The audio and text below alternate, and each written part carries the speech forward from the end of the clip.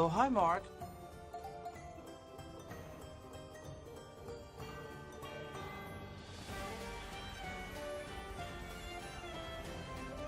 Oh, hi, Mark.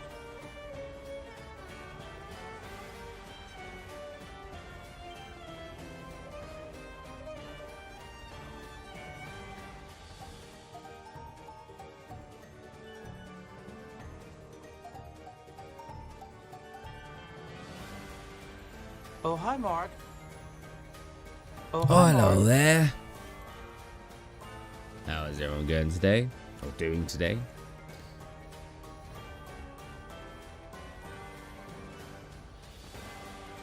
I don't know how long combined chat will take. I see Maryland and Gerwasod. Gerwasod was obviously coming up on the stream, but I also see you, Maryland. I see you. Whoa, the camera's facing so low down. You know, its camera angle somehow makes me look slimmer. This is a black shirt. There we go. Let's anytime I put lo-fi on, I always get copyrighted, but I mean it's better than no music, or better than the same thing over and over again. Where is it? Disable background music, put on lo-fi.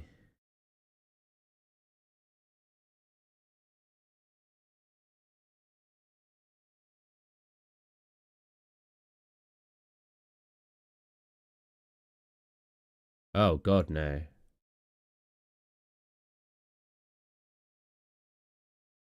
That's not the right thing. Why do I think that's the right thing? That's so weird.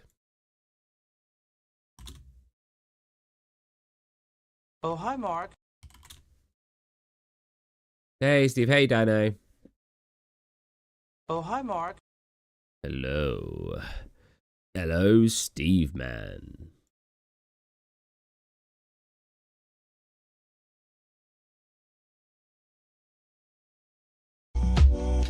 Ooh.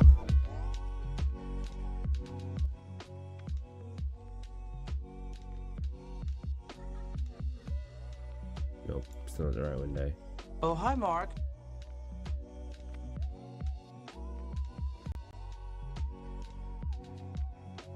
There you go.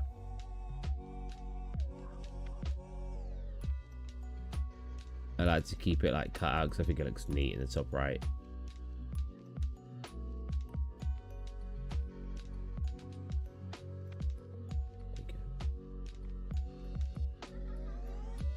What do you do as a day job? I don't. I saved up a lot of money and was made redundant from my last job.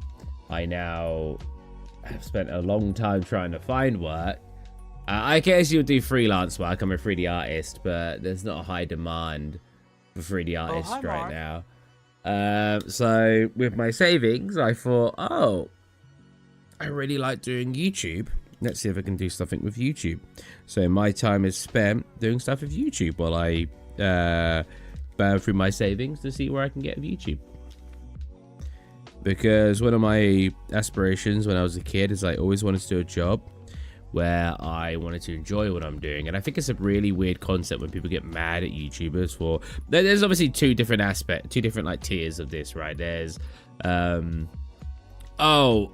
freaking, this YouTuber's just doing it for the money. Yeah. Which, yeah, that's understandable. If a YouTuber is really selling out, yes, be upset with them.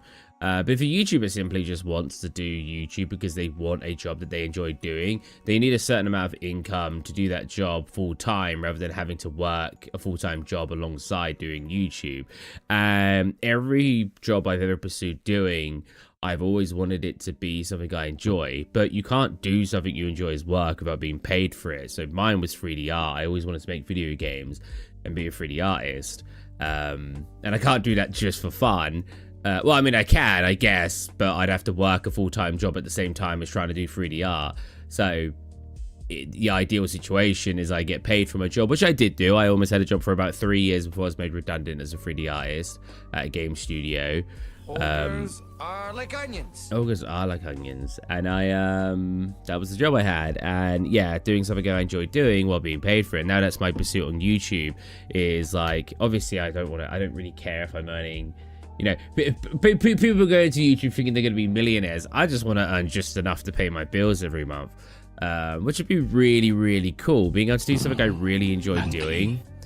It's actually hearing ogres and monkey. Are they coming through for you guys, by the way? Turn down the music a little bit.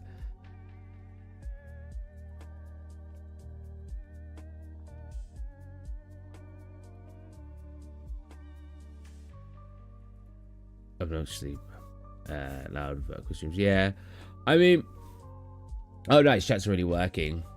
I just enjoy it. You know, something randomly I'm gonna talk about. Pretty sure I have carpal tunnel right here. Right here. So much pain recently. Ogres are like onions. Like if I put pressure on it, it hurts. Monkey. I don't know. And when I looked it up recently, something that looks right was carpal tunnel. Where are you from? I'm from the UK. United Kingdom. I'm from down south. Not down south. I mean, the UK is really weird when it doesn't matter where in the world you go. There'll be like people who like try to divide up the country into certain ways. Most people who are above a certain line in the UK will call anyone below it Southerners, and similarly, anyone above a certain line might be called Northerners. Like a Londoner, my parents are a good example. The amount of times they're like, "Yeah, that's up north." I'm like, "No, that's still south. You're just thinking of London." My parents are from London, so a lot of times they think of anything above London as north. I remember there's a place in the UK called Northampton. And it's called Northampton because there's also a place called Southampton. So, you know, it's called Northampton because it's the north part of Hampton. It's probably not a place called Hampton, but you know what I mean. People say you're British. Where are you from, James? Oh, are you going to say you're Irish because you're not from Britain? Oh, I bet. So if you write that in chat, I'm going to assume you're either Northern Irish or just Irish in general. So you're like, no, I'm Australian. I'm like, oh, well, no, I was completely wrong. The amount of people who come in chat or like write on my videos asking if I'm Australian. And I'm like, what? Australia? Oh, yeah. Good eye, mate. I definitely have an Australian accent. What do you think of Pizza Tower? Pizza Tower? Pizza Tower? Is that video game? Oh, I should do that. 1 second.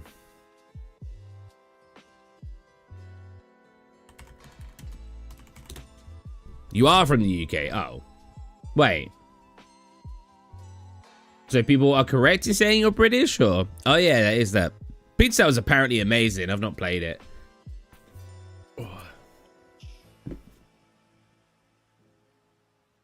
Turn on my light. I'm going to edit probably some videos while we're on call today.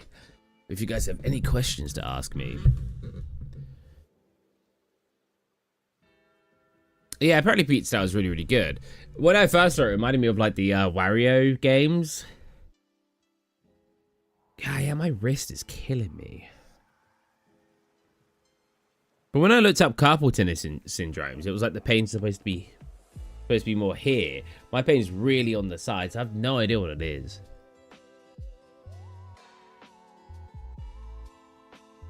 Do you have a recommendation for a spoon brand to eat? What? I don't even know what you eat spoons. Oh, right. I mean, the generic like Tesco's silverware is pretty good. I don't know how they tell I don't sound British. Ah. Dino's referring to either when he watched the stream or the shorts of me just casually having a spoon in my mouth while I was playing games. I assume that's what he's referring to. Bro, I have so little energy towards the day. Something that people don't like to accept is everyone feels different energy-wise throughout the day. Everyone likes to think, especially if they're a morning person. Morning people are the worst of this. Like to think that everybody feels the same amount of energy that they do throughout the day. And if you are tired throughout the day, you're just a lazy person. I'm like, that's not how people work. Some people get different boosts of energy through different times of the day. Me personally, my first big boost of energy is around 5 p.m., right? So if I'm up at 8 a.m., I will be tired all the way up to 5 p.m. I am just tired. I'm a very tired person in general, but I am just tired throughout most of the majority of the actual day, like when it's light out. Around 5 to 7 p.m., I get like my first actual boost of energy, and I'm like, whoa. I mean, I can act like I've got energy, like, whoa, yeah, let's go, whoa, you know, but I don't actually have energy. And then around 5 to 7, I'll get like my big, so like a 5 p.m., yeah, kind of, yeah. I mean, I literally have an energy drink right now. I'm not doing anything. Sugar-free. I hardly ever get Red Bull, but for some reason, this is like almost £3 for one Red Bull, but you can get it as part of the meal deal. So you're basically getting a free sandwich with a Red Bull.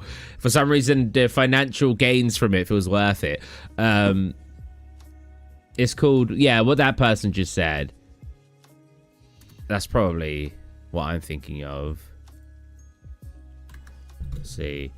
Body natural 24-hour cycle. Yeah. The person body clock.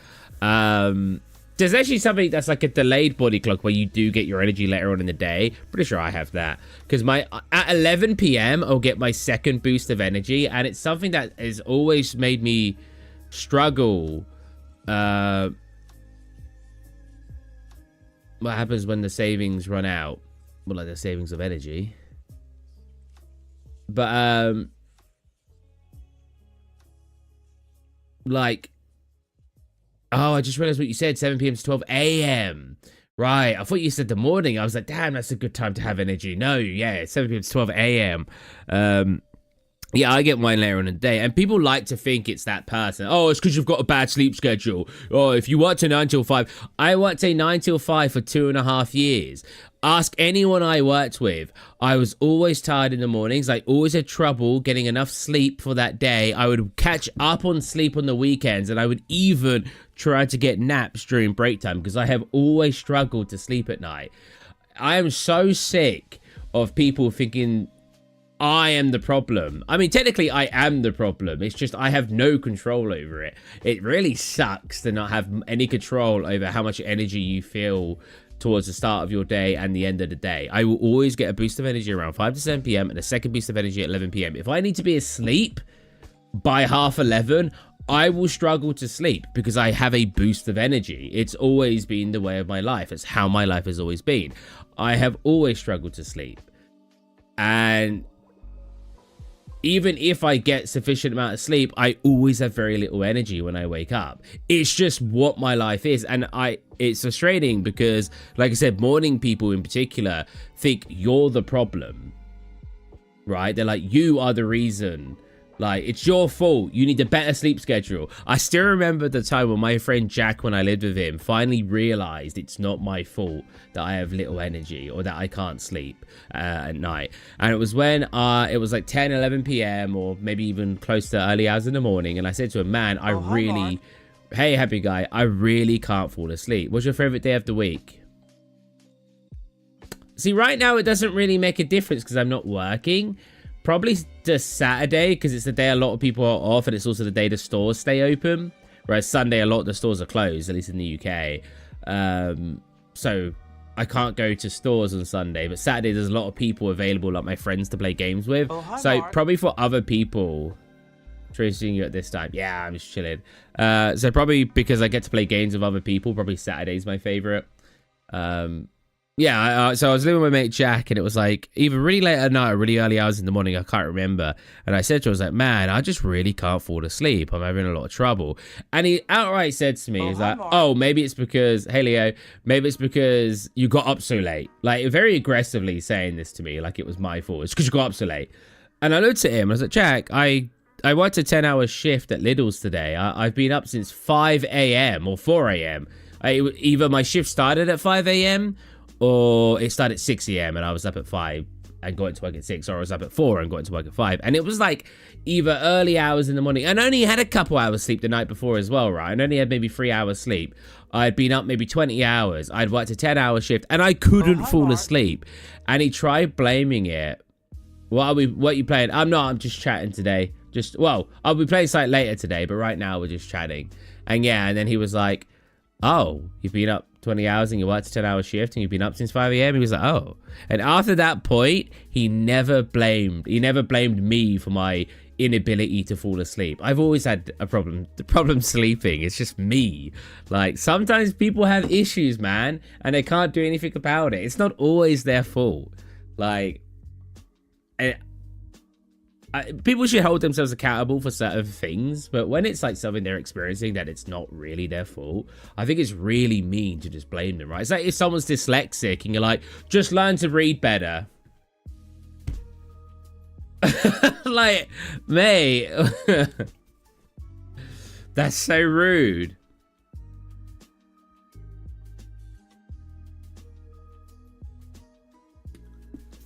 Okay, Catless, I see you around. Amen. Make you happy, guy. I don't know. Like I said, don't get me wrong. There are some people who try to use excuses for things. I've worked in jobs where people will be extremely lazy, and then blame it on random stuff that's completely irrelevant to why they were being lazy at work. I mean, a good example was my last job. At one point, we had a trainee in. How old are you? No saying ages. I like keeping my age secret because it's funny. I like people trying to guess. I mean, you can have a guess. I won't tell you if you're right. I mean, if you're well off, I'll tell you if you're well off. But not playing anything. Just vids. We're just chatting today. But I might be playing. Someone did want me to play Sims later today, but it's still like October, so I'm debating playing Five Nights at Freddy's. If I've got the energy to play it later. You know what, happy guy? I like that age guess. I think that's the age I would like to be. I'm just gonna say 126. Damn. What was I saying? Yeah. So like my last job, I had somebody there who they were just lazy, right? We brought them in and we said to them they weren't capable of doing the work, but we said we'll train them. As mean as it sounds, yo, you're very close, Dino. As mean as it sounds, I didn't want to hire this person. Right, it always comes off like you're an evil person, right? If you say someone needs to be fired or you say you don't want to hire someone, right? If someone's at a job and for 6 months they've not produced any work and I say, oh, I think they should be fired, you come off like you're an evil villain, even though it's a completely fair thing to say. And this is another example. I did not want to hire this person because they weren't capable of doing the work that we needed. They would have needed training. We were a very tiny company, and it was not really in our budget to offer giving training. Freddy's, you never played it right. You said it in that's. Yeah, I've never played Five Nights at Freddy's. So yeah, I think I might play that. I wish there was a bundle to just buy like 5 of them. Maybe there is. I'll have a look. Yeah, so this person was very, very bad at the job because it was like, it's mean to say, right? Because were they bad at the job? Yes. Is it because they didn't know how to do it? Yes. Did I try to train them? Yes. Did they accept my training? No. I tried to train this person. I tried to tell them how to do things. They wouldn't do it. And then they complained that nobody trained them to do it. They spent months offering basically no work to the company. And then they blamed it on random stuff. For example, their sleeping habits and stuff. And it was just them being lazy. So as much as I say you should respect people's issues that they have, at the same time, people will try to use issues as unreasonable ways to act certain ways in situations. It just is what it is. Like I said, I had trouble sleeping. Did I ever underperform at work? I probably stream about 8 p.m. just feed. So in what? In about 8 to 9 hours.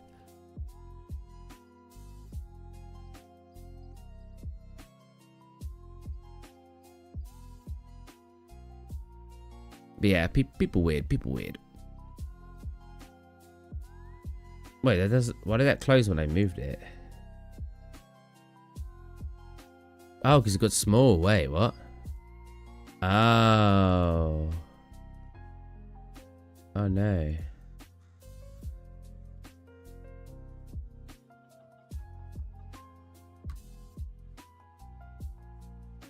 There you go. I'm definitely... Oh, wait. We won't have to chat in there. I'm definitely going to get copyright. Not strikes, but like... whenever I show lo-fi, I always get like copyright, even though it says you can use lo-fi for free if you're an independent streamer. I have no idea why. I may I ask, what's that reward notification thingy? Reward notification thingy? Or like your points? You mean your points? I won't say specifically what city I'm from, just because I think that's a bad idea to share on the internet where specifically you live. I will say I live southeast, roughly. Yeah. Oh, so points just vid. So if you've ever used Twitch before, you earn points, but I've basically made my own custom system on YouTube. So you guys will earn points the same way you earn them on Twitch. And then if you write !! rewards, you can see all the stuff you can claim. That's West, happy guy. Or are you saying you live in Wales? So yeah, if you write ! points, you will see how many points you've got. If you write ! rewards, you'll see what you can claim. And then type how the command looks with if you've got enough points. Hey, Callum. And you'll be able to... For example, Callum has 140 points. So if he looks at the rewards, he can claim what rewards. My mom and dad pronounce Wales as Wows. Wows. He's from Wows. We're like, Wales. Wows. No, something... I watched a video recently. It made me feel really vindicated. So ever since I was a kid... maybe it's because I had Irish friends. They used to call... Instead of calling it Ireland, as some people call it, like the place, like Northern Ireland... It's hard for me to even say it like that. I say Ireland. I've always said Ireland. I say Northern Ireland or Ireland in general because it's got an R in it. So my brain and the way my Irish friends used to say it was always Ireland. So that's how I always say it now. But I watched a video recently of an English guy talking about Ireland and he pronounced it that way. And I was like, yeah. I don't know what time to watch. It should be 7 to 8 p.m. British Standard Time. Are we on British? Well, clock's just reset right now, right? I don't know what time we're in. Are we GMT or BST? Now. All right, what if we go time in BST? 12, right, so we're at GMT right now, right? GMT. So I'll be streaming at 7 p.m. GMT. So if you want to know what time that is in your country, just write 7 or 8. I don't know when I'm going to start, 7 or 8. 7 GMT to your time, and you'll see what time it is. We are now 12. Oh, okay, so you're only an hour in front of me. So if I start 7 p.m., you'll have it at 8 p.m. your time. That's how it's spelled, so I find it right. That's what I'm saying. Ireland. It's when an Irish person's like, no, you're saying it wrong. I'm like, oh, sorry.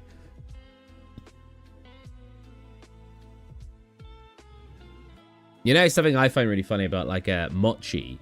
So, I pronounce it mochi. When I was in Japan, I heard people say mochi. Oh, what the heck? Oh, yeah.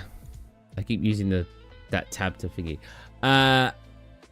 When I've been over here, when my English friends say it, they call it mochi. And I was like, when I was in Japan, even they said mochi.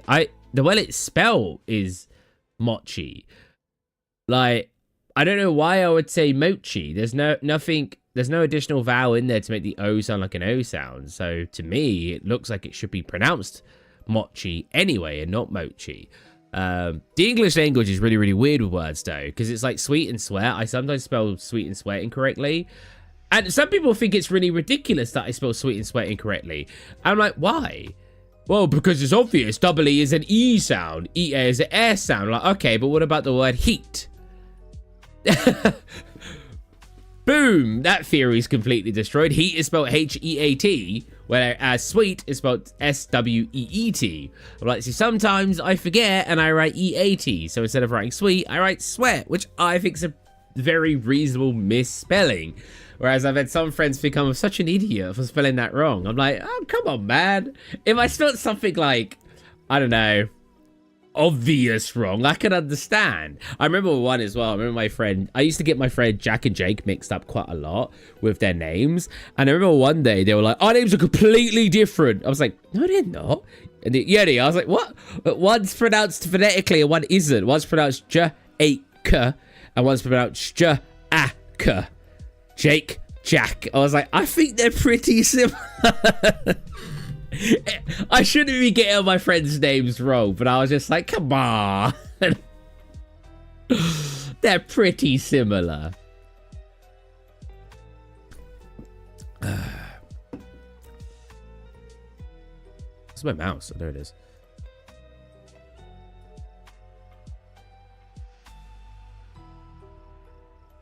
Sometimes I just like lay in bed and watch YouTube shorts for so long. And it's such a bad habit. But you know what? One video, I've been trying to get them out of my shorts feed for so long. And it's the yapping AI videos. Like you'll scroll and it'd be like, I don't know, a science experiment or something.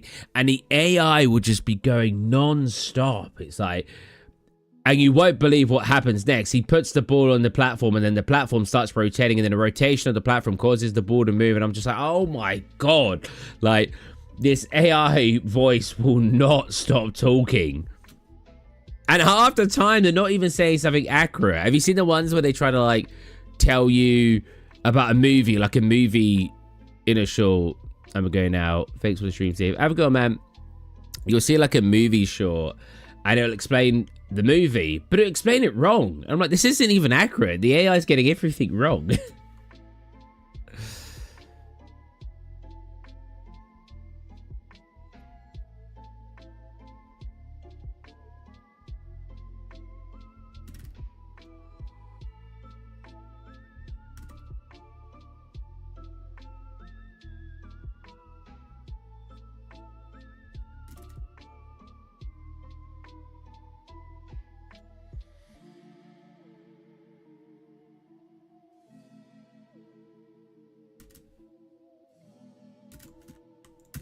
I'm editing videos.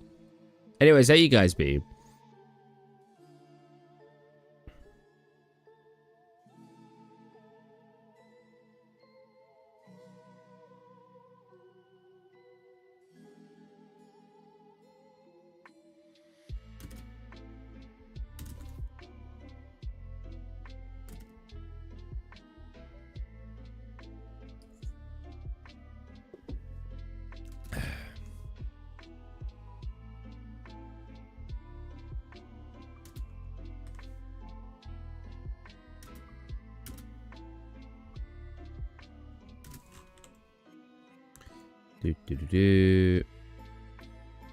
Channel views doing pretty good at the moment. We're people really like watching Buckshot Roulette videos.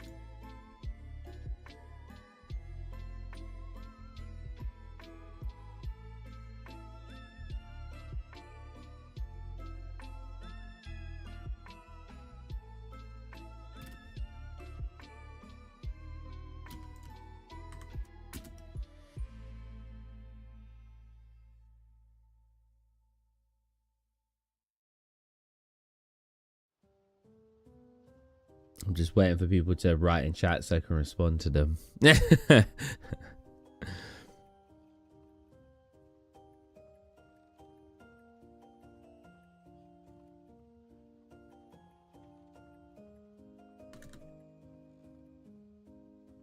Not many people use shot. To be fair, these streams are a little bit not the times I tend to stream, so people don't say they're really sharp to these ones anyway. But I sometimes like doing them to just chat, be a bit more real. Oh, hi, Mark. Hey, man, how's it going? Oh, you know what? I forgot to change the stream. Whoops. We're not playing Captured. We're just chatting. How's it going, man? I'm doing a chatting stream because I am editing videos, and I thought, what can we do while we edit videos? There you go. Oh. I did complete Insanity Mode. Yeah, I was pretty sick. I was really excited. It was so good. I really like Captured. Although I don't know what's the difference in the kitchen, man. Like, there's something in the kitchen that's an object, and it gets me every time. I don't know what it is. Oh, well, except the tree. When the tree's in there, that was obviously an obvious object one. But there's another object one, an object anomaly in the kitchen, and I couldn't figure out what it was. It lost me. Well, I see. It didn't lose me the run. It just resets, obviously, the anomaly counter. But no, the game was brilliant. I actually have to admit, out of every... Oh, yeah, the chair one's fine as well. I say obviously. I usually get the chair too. There's a third object one in the kitchen. So you're going to say a third one now that I know. There's a third object one in the kitchen that I could not figure out. Like, I wonder if someone's made a guide, captured every anomaly. I don't really like cheating for these games, but I have completely on insanity mode now. I probably know 95% of them. Nah, there's not like a wiki or anything that shows all of them yet. No, I don't know what it was. Or maybe I was just missing the chair, but I don't think so. Yeah, it's what I mean. It's not cheating at this point, right? I've completed it on insanity mode. I feel I'm justified now. The thing is, like, it's one of those games where you have to see an anomaly at least once that you might not realize is an anomaly until you fail it. To then go, okay, I've got to look out for that thing. And that's kind of how the games work, right? You start going, okay, I didn't notice that thing, so I got to look out for it. And it just keeps adding to a mental list of all the stuff you got to check. I've never really played anomaly games until streaming. That's Not My Neighbor probably being the first one, which is kind of like a different one because it's like, yes, it's kind of an anomaly finding game, but it's like Papers, Please more like than other anomaly finding games like Exit A and Platform A and now Captured. I'm really enjoying them. I think they're just really interesting. Like, it's just a different game, really. I think that's why I like it so much. It's just a different feeling game than anything else I've played. And I think the first time I've been scared in a horror game in a long time was Captured. Captured, when I first started for the first 20 minutes, I was actually, like, feeling startled by things. Like, I actually was like, wow, this is feeling like I feel nervous about what's going to appear. I'm never scared of horror games. If you watch any of my past streams, things happen and I just go, huh, that was spooky. You know, I'm not really overly affected by horror, but playing Captured, I think it's because, one, the game looks very good. It's from a camera perspective. Two, there's jump scares. And three, I think it's because in an anomaly game, you're really focused on looking for an anomaly. So you're really like zoned into something. So when something appears to attack you, it just takes you off guard that much more. Like, the thing you're focusing on isn't the monsters, it's the anomalies. So when a monster does appear, it's like a little extra scare for you. And I think it works. It worked really well in Captured. I can't praise that game enough. I thought Captured was brilliant. I was actually very impressed. It's simple, don't get me wrong. I'm not going to sit here and say it's game of the year because it's not. But for an anomaly finding game, actually very, very good.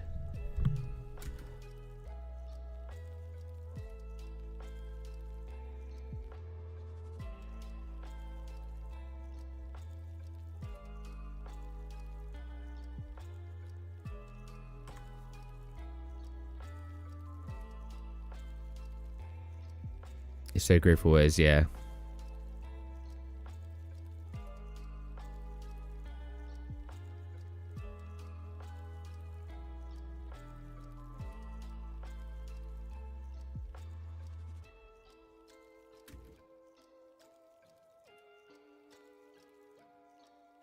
I'm editing videos at the same time, so if I'm silent for a second, I'm just like going through a video. But yeah, I actually want to make videos and Captured.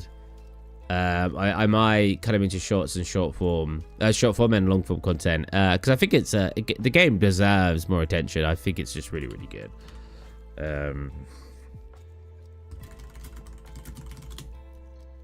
Boom, rendered our first video today. Did you come over it because you thought I was playing Captured? Because I feel a bit bad now. You came over here like, oh, this guy's playing Captured. I get to watch him play an anomaly game. We could jump on it in a minute, I guess. Maybe I'll edit one more video.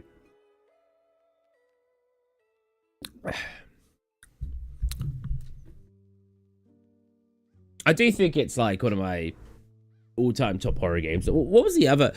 It's weird because I've played quite a lot of horror games. Don't worry, bro. I'm just browsing. Okay, I've played quite a lot of horror games in my time, and I feel like horror games. You had that like when Amnesia: Dark Descent came out, everyone and their mum was making a random horror game, and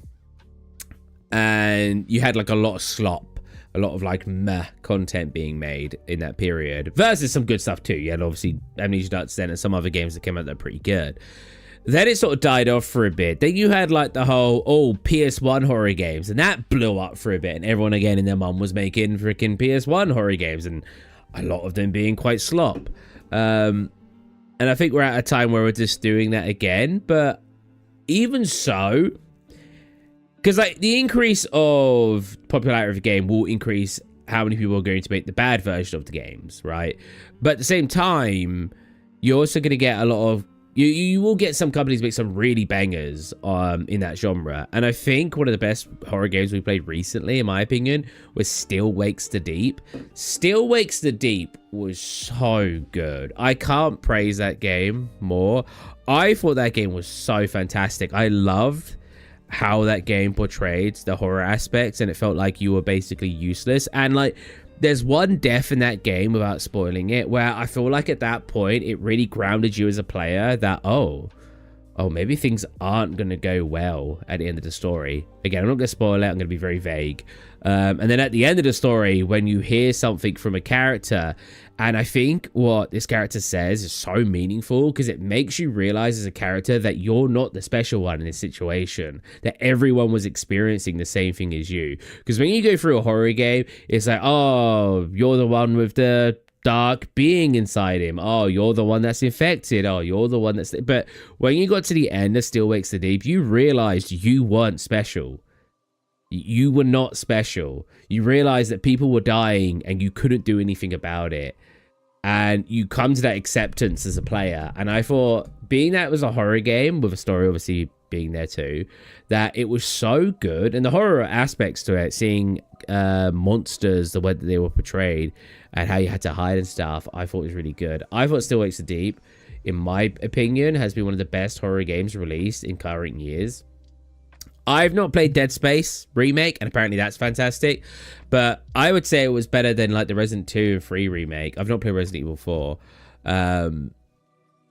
Yeah, I thought it was fantastic. I thought it really drove home that horror aspect. I mean, my other favorite horror games are probably, if they count, probably Little Nightmares. Freaking Little Nightmares 1 and 2 was so good.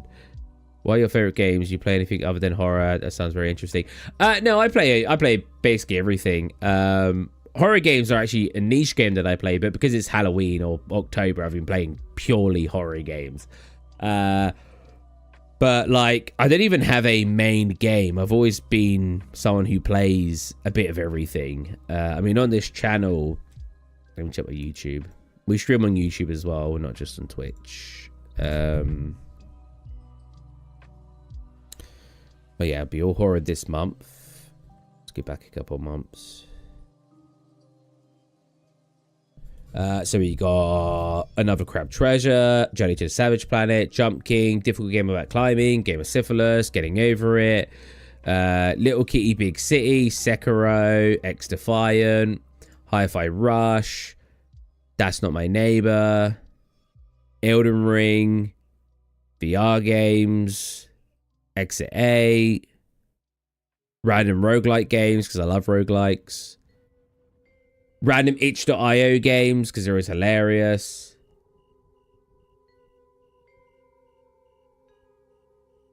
oh, the SCP, so this is horror, but SCP Containment Breach, Hair Liars. I didn't like SCP Containment Breach as much as I think people thought I was going to. The second playthrough was better, but the first playthrough, I was just lost non-stop.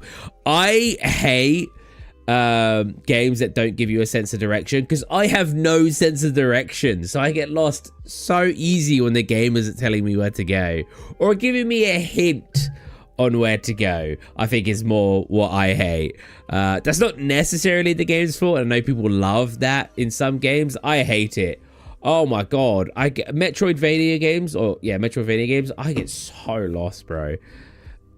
Once Human, Sally Face, Little Nightmares, Little Misfortune, The Person, Arcade Full of Cats, Amnesia Rebirth, horror game, Binding of Isaac, Stanley Parable, Amnesia Bunker, Platform 8, Still Wakes the Deep, Turnip Boy, the second Turnip Boy game, Neon Abyss, Minecraft, Phasmophobia, Raft.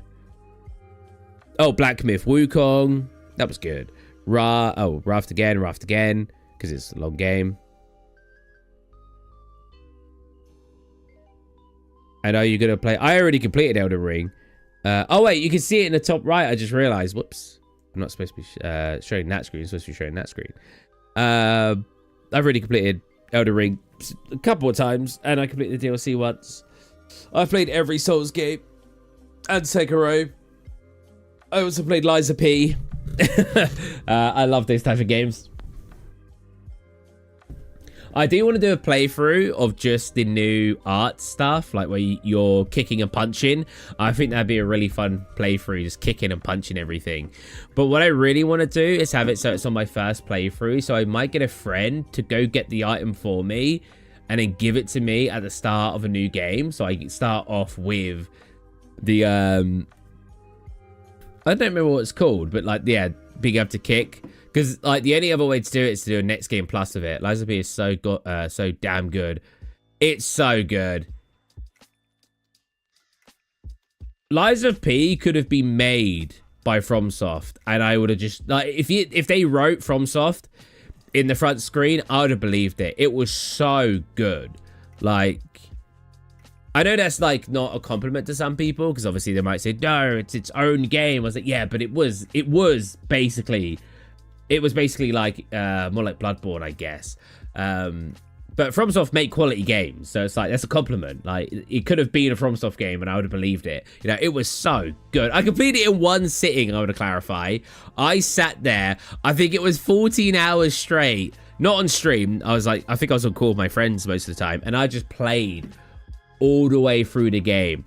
And the last boss... I would have completed the game 4 hours quicker. I was on that last boss for like 4 hours straight. That last boss was so hard. Like, I wonder, what's it called? Yes, Nameless Puppet. That's the one. I think I was in it for like 4 hours. I was in it for a long time. I wasn't stuck on any boss throughout the entire game except the very last boss. Oh my word, that boss was so mental.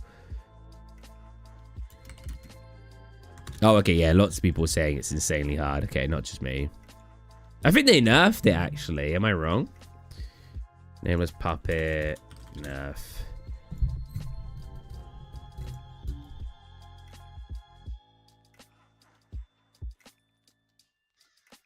Well, I'm not sure.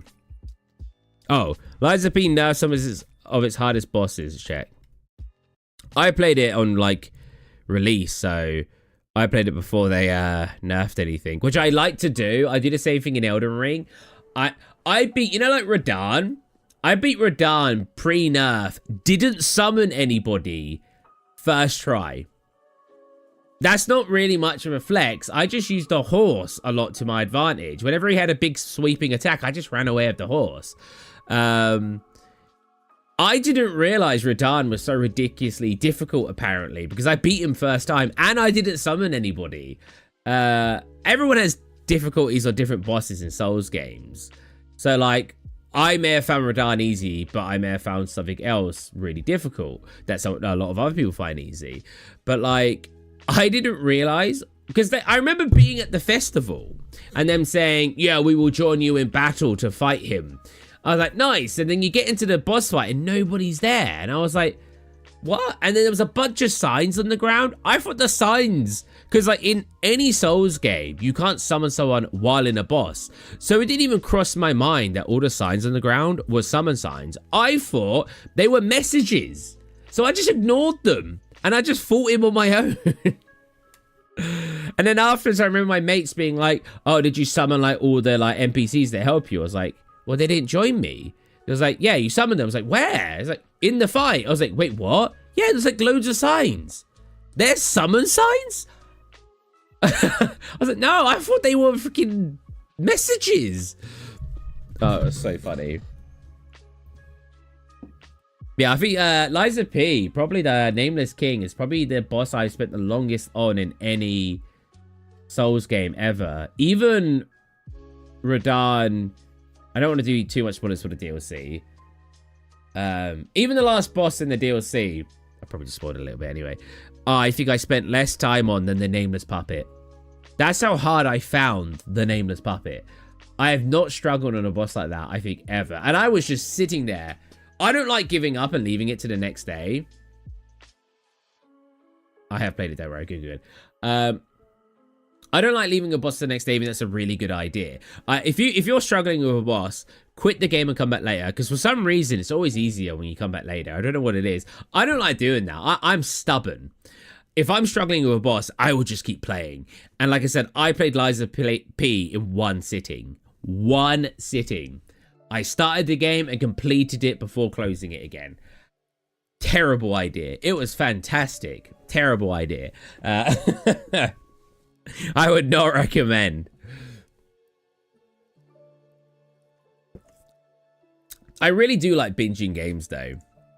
Because I feel like when I drop a game, when I'm like, oh, I'll come back to it later, I have a tendency to sort of go, oh, yeah, I won't play it today, I'll play it tomorrow, I won't play it today, and I'll just keep pushing it back, like a TV show, right? If I don't binge watch a TV show, I tend to drop it and stop watching it. It's a big reason why I like to binge watch, is because I know I can get it out the way and I'll enjoy it and I'll watch the whole story. If I don't do that, I then find myself never wanting to go back, really. And I feel the same about video games. If I drop a game, or say I'm going to play it a different day, I feel like compelled to not want to go back and play it.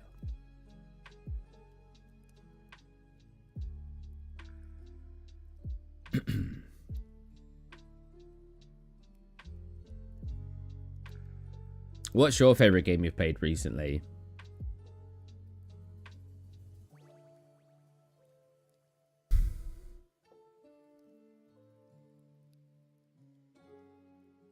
There it is.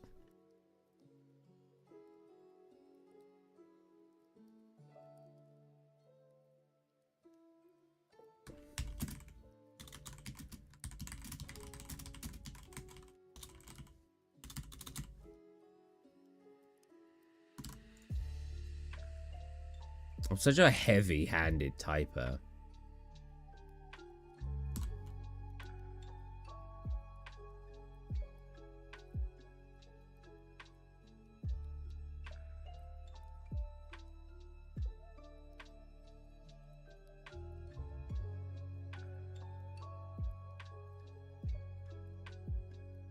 Wow. Oh, I was like, why is it uploading so slowly? Oh, it's because you're literally streaming, Steve.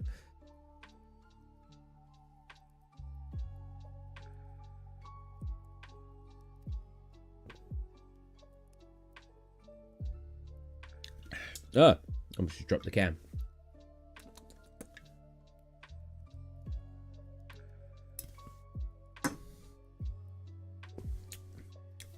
Let's light up our scented candle. Very manly. I'm a man with my manly candle. Pop.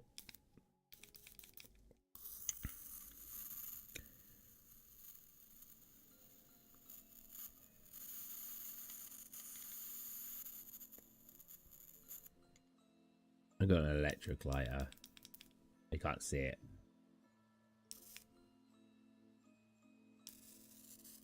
Oh, it's weird that you can hear it like in a microphone. Well, what's this one? This is like apple and cinnamon? Warm apple and cinnamon.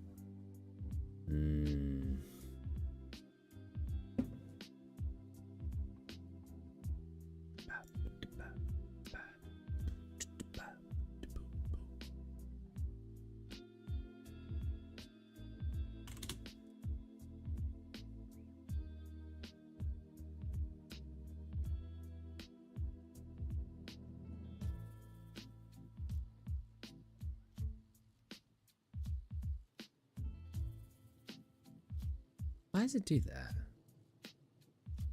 Ever since I've been able to do ads, it's like, oh, we're not gonna click the schedule button. There you go. Oh.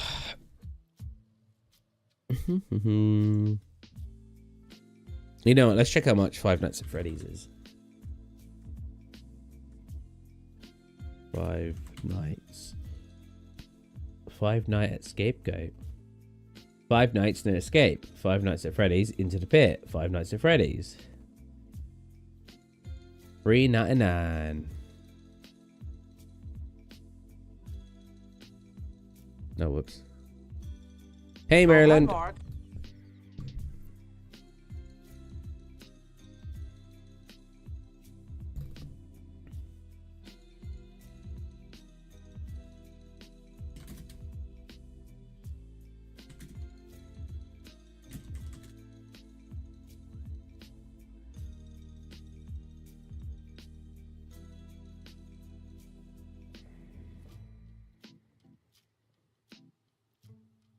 So how much are 5 Nights at Freddy's 2? And is there a bundle? There's no bundle. Wow. I'm gonna survive. Survived? I'm gonna surprise. Why did I just say survived?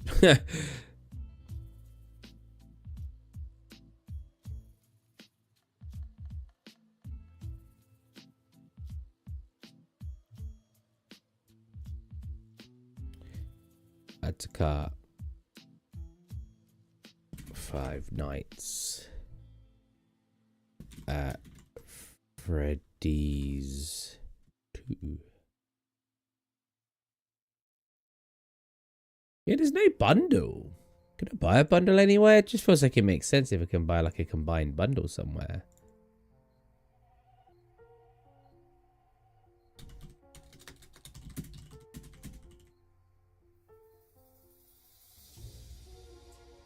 Steam pack.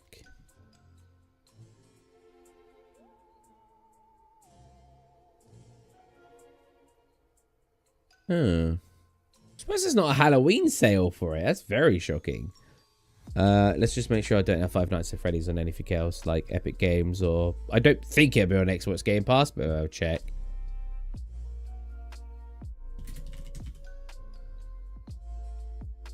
Cool, yep, the only one they have on there is Security Breach. So I don't want to buy it if I still own it on another platform. People are going to be well excited for me to play 5 Nights at Freddy's.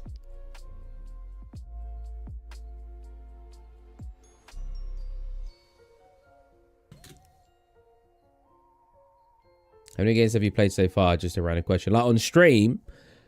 Or do you mean overall in real life? Because I can literally count them if you want. Let's go have a look. I was looking at them earlier.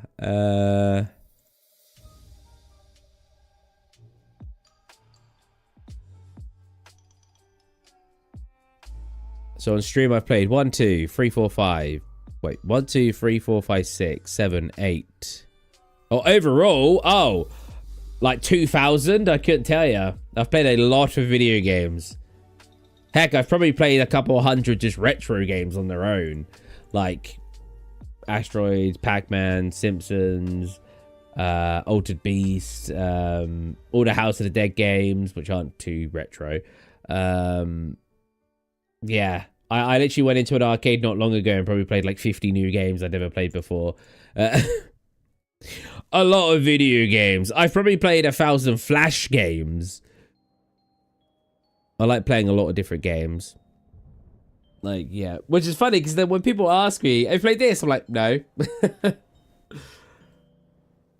Oh, I'm disappearing. Oh, big stretch.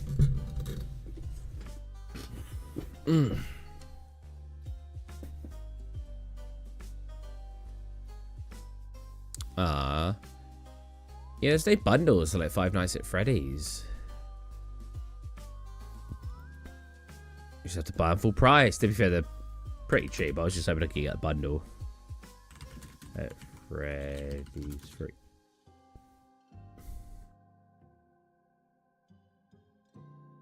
Yeah, $7.99. Oh, actually, oh yeah, they're like about 20 quid for all three. Well, the first 3. I know they've made more than just 3.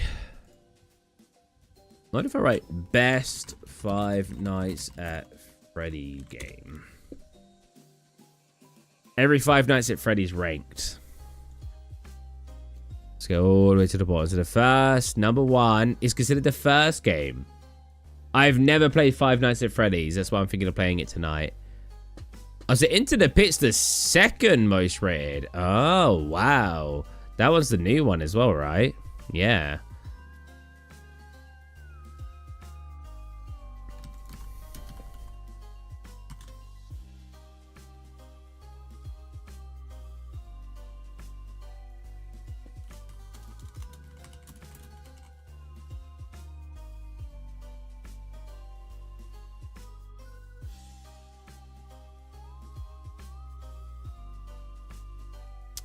You got Sister Location, which people like. Five Nights at Freddy's 2 is the fourth best, and then 3 is the 5th best. Oh, so if you play the first 3 games, you're playing top 5, 3 of the top 5 games according to this list. Pizzeria Simulator.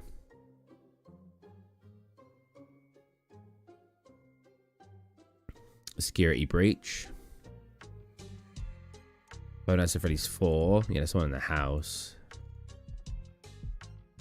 Five Nights at Freddy's Help Wanted.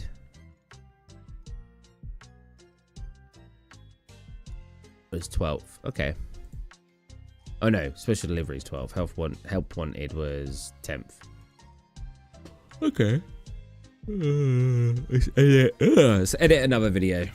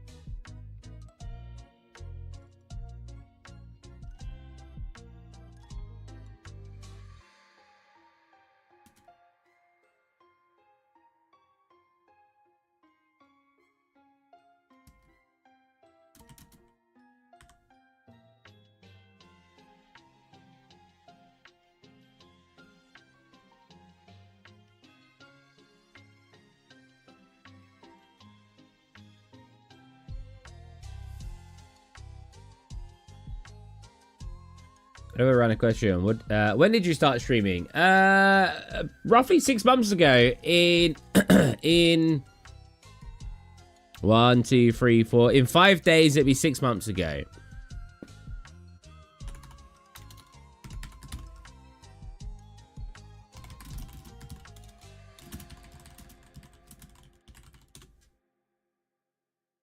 Which I think it's been pretty good. I've enjoyed myself. I think we've increased our subscriber count quite substantially on YouTube in that time.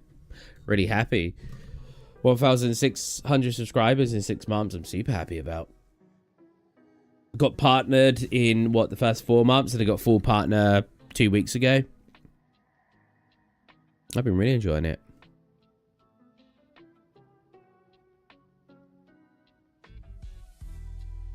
So it's like I'm trying to convince myself. Yeah, I've definitely been enjoying it.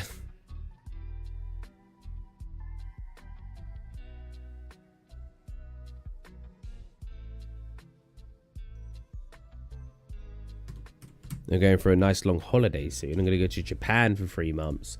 And I would really, really, really like to bring stuff with me so I can still do streaming over there, because I think that'd be really fun, especially to record some videos of me doing stuff in Japan. I think that'd be really cool. Even just to have something of me doing something in Japan for myself to watch, I think it'd be super cool.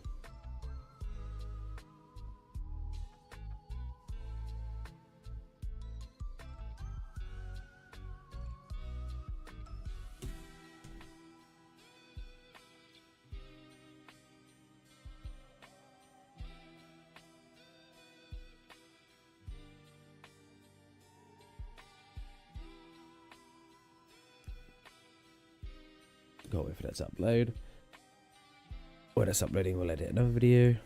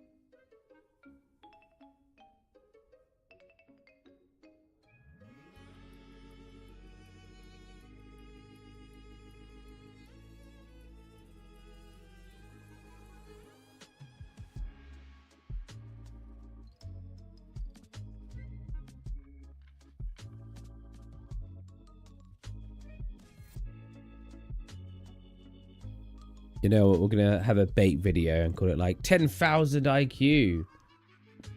When did you start your YouTube channel? The same time as when I started streaming, 6 months ago. Six months ago and 5 days. So yeah, 6 months. I started releasing content 6 months ago / streaming.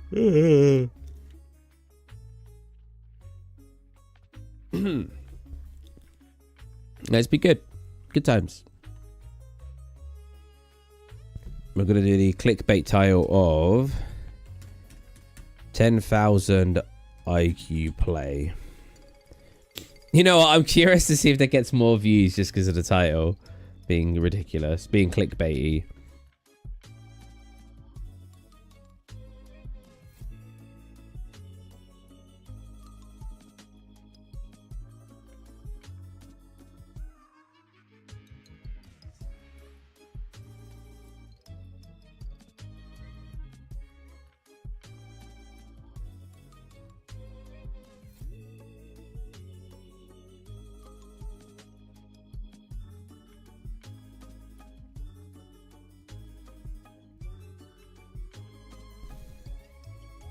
What's your favorite game, Maryland?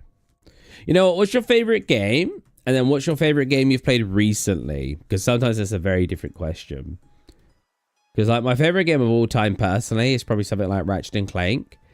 Not sure which one. The whole series in general are very good. But if I said my favorite game recently, that's very difficult. I've played so many good games recently. And they've all varied from being very different. Captured is a very good anomaly fighting game. It Still Wakes the Deep is a very good horror game. Little Nightmares is one of my favorite games recently. A Hat in Time is one of my favorite platforming games of all time. And I only played that like 2 or 3 years ago. Yeah, it's difficult. So many good games have been released recently. I always love saying that because it makes old boomers upset. not boomers, but people my age, nothing good has been released in the last 10 years. And I'm sitting here like, some of the best games ever have released in the last 10 years. Like, oh my God, I couldn't be so wrong. Red Dead Redemption 2, God of War, Elden Ring, Sekiro probably released in the last 10 years. Best games in the last 10 years. My favorite game... It's not me, it's my basement. What's that? It's not me, it's my basement. An itch.io game. Oh, what's this? Oh, it's like a RPG Maker type game. Oh, that looks cute.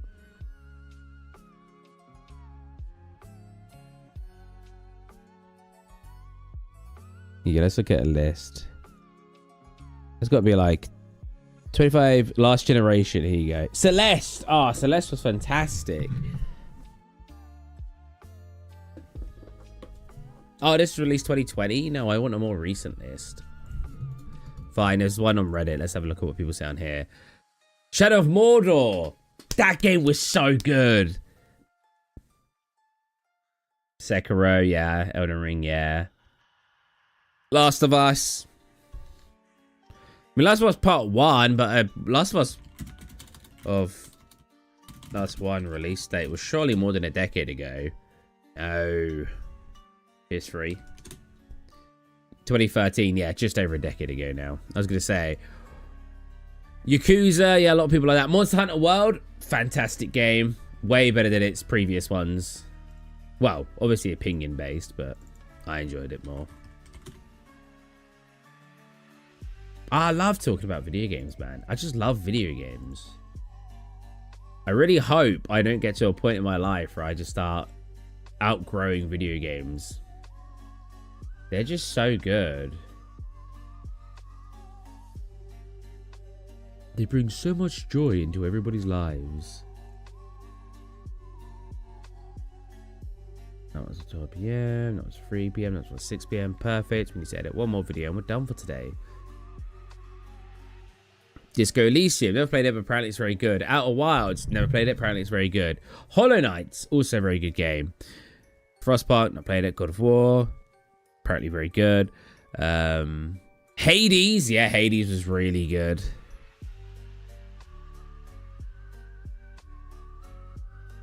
Inscription, yeah, that was an amazing game.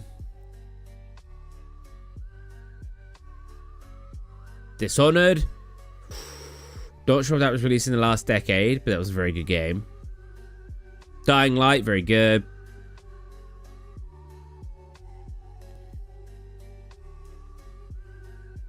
Oh, there you go. Bloodborne, Elden Ring, Dark Souls. This guy, Demon Souls remake. This guy, and Sekiro. This guy really likes FromSoft. Final Fantasy VII remake, Hollow Knight, Disco Elysium. Oh, you know what? Resident Evil 2 3 remakes. I thought they were really, really good. Breath of the Wild, yep. Super Mario Odyssey, Super Mario Bros. In general, what? Cuphead, Mario Kart.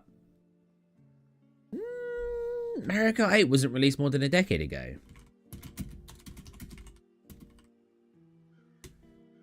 Ooh, literally a decade ago. Okay. What's that? World, Alan Wake 2, Devil May Cry 5, The Forest, Sons of the Forest. RNC. Oh, Ratchet and Clank Rips Apart, Forza Horizon 5. Doom Eternal. Hogwarts Legacy. Control.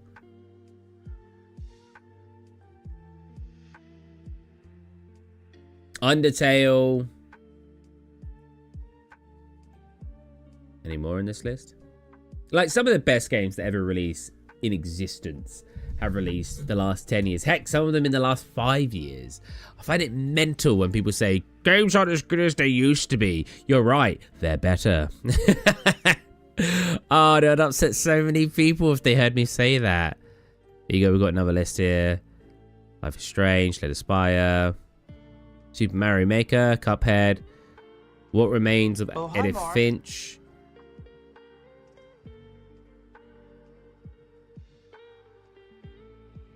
Device 6, The Walking Dead. The Walking Dead's more if you like those type of games, though. Resident Evil 7, yeah. The newer Resident Evil games, 7 and Village, very good. Shadow of Mordor. Oh, I made it onto this list. Let's go. Shadow of Mordor was so good. Monster Hunter World. Control. I'm reading the ones I know. Flappy Bird, interesting. Papers, Please, sure. XCOM 2. Golfing game. Tiger Words. Animal Crossing. Stanley Parable. How could I forget? Oh, it's such a good game. Monkey. Gravity Rush. Beat Saber. Yeah, VR has been very, has evolved quite a lot the last decade. When did the original Dev Kit 1 come out? What you're doing, Steve Mann? I am just talking about video games because I love video games, and I'm talking about how I think games have got better and better, because I have a handful of friends who are obsessed or just saying games aren't as good as they used to be, and it's something I disagree with wholeheartedly. I think games are better today than they've ever been. I think games are constantly improving. Yes, there are some old bangers. I'm not going to disagree with that. There are some old games that are amazing. Doom or Doom. Warframe, Diablo 3. Diablo 3 was pretty good. I think Diablo 3 was better than Diablo 1 and 2. I played Diablo 2 after playing 3, and I think 3 was better in my opinion. The Witness. Metal Gear Solid 5. Metal Gear Solid 5 was so good. Saints Row 4. Actually, was Saints Row 4? I thought Saints Row 4 was considered bad, wasn't it? Or am I thinking of a different one? I mean, obviously it's based on people's opinions, but if you enjoyed it a lot, you enjoyed it a lot. Oh, it must not be 4. What was the one that was considered really bad? There was like a Saints Row game that released that everyone hated. Was there a 5?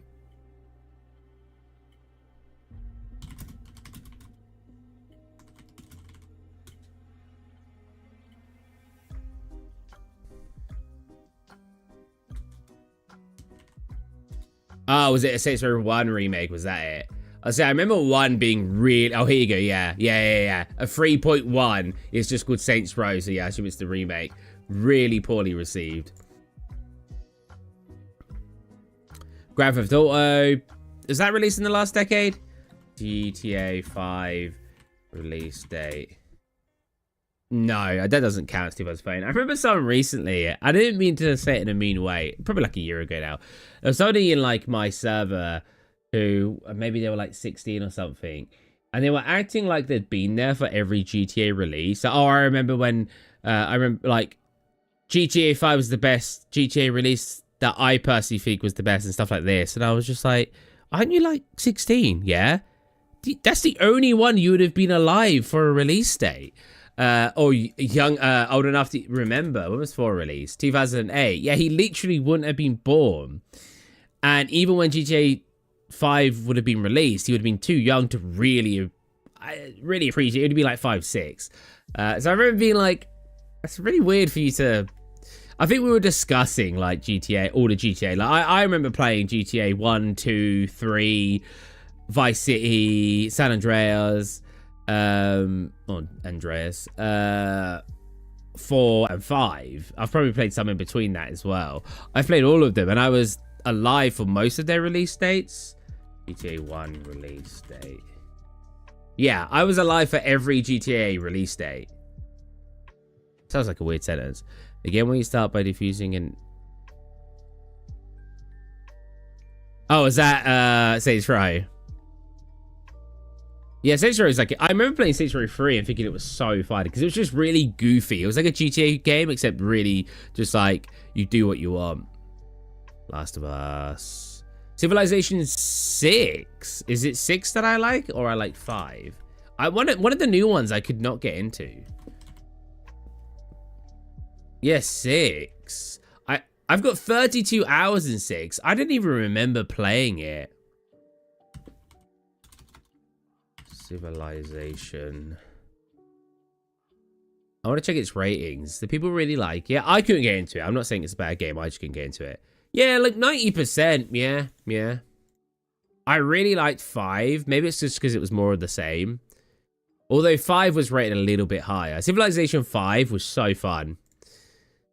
Into the Breach. Apparently that's really good. Hollow Knights, Final Fantasy 14, Death Stranding. Controversial one.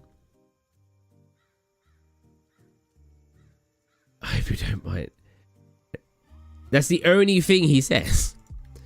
Undertale. Limbo. I forgot about those games. Limbo, Inside. Those games are so good. Obviously, Little Nightmares. I think Little Nightmares deserves top spot in my heart. Freaking love Little Nightmares. Oh, that's from 2010 to 2019. That's not even recent. Skyrim doesn't count. That was released over 10 years ago, surely. Oh, this list sucks. It's got Dark Souls 1 on it. That's surely longer than a decade old. Dark Souls 1 release date. No, not remastered. Original. 2011. Yeah, get out of here.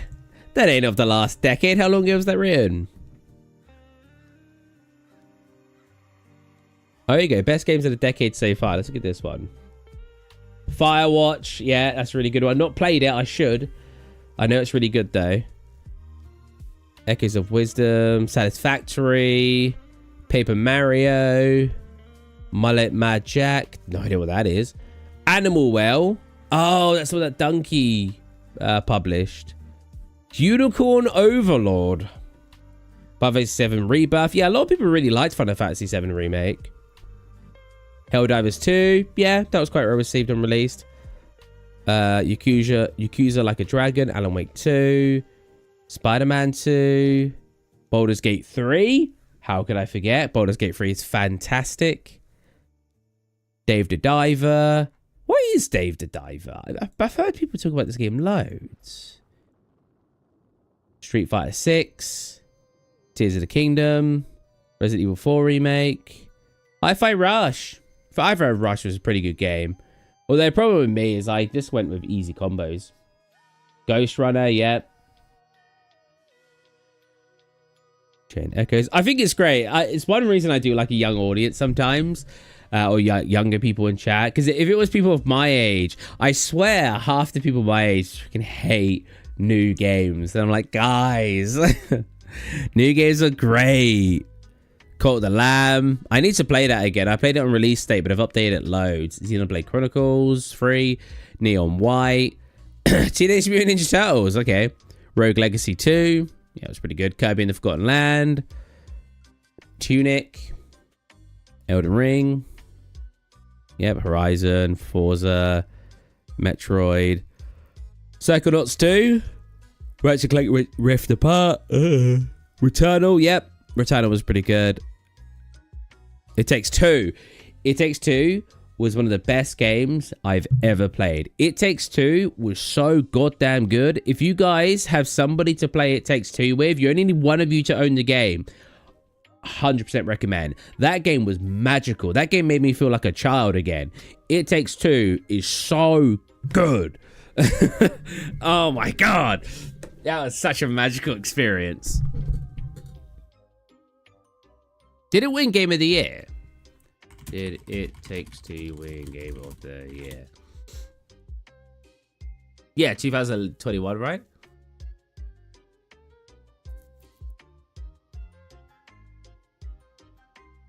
I've never played Cube 1 or 2. I know about them, but I've never played them. Hades. Microsoft Flight Simulator, sure. I mean, it is a massive improvement over old flight sim games, so... Last of Us 2. Doom Eternal. Half-Life Alyx, yeah. I couldn't get into Alyx. It was too much. Go find this key. One of the memes I talk about of not liking in a video game is the go find this key, like, objective. I freaking hate. If a game makes me go find the key, I instantly lose respect for it. Unless they have an event happening between you finding the key. Like in horror games, they usually do it usually well. Where like, you go up to a door, this room is locked. Go find the key in the kitchen. And you go over to the kitchen and a jump scare comes out. That's fine. But when it's just This store is locked. Go find the key. It could be anywhere in the house. I'm like, there's nothing. There's no jump scare. There's no extra story. It's just, how do we pad the time in the game? I know, let's lock half the damn doors and make the player find a separate key for them. I'm like, it just feels like such a way to make the game last longer without having to put in any extra effort. Again, it depends on the game. I personally don't like it. Callisto Protocol sucks. It's just Dead Space with an EA style. Oh, is it really? Let's buy Five Nights at Freddy's. We're doing it. We're buying Five Nights at Freddy's. Everyone's going to be so excited. I'm going to put it on streaming later on the Discord. I'm going to see how many people react to it.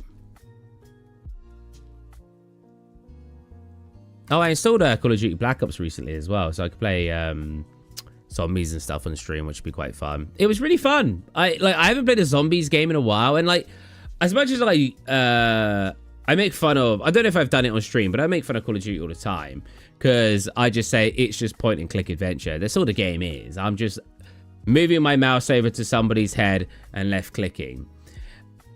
Shooting games in general, I'm pretty good at shooting games. I get bored of them very quickly because I think they're very, very repetitive, and it's very easily to disguise the repetitive nature in those sorts of games, whereas that's why I play so many different genres of games.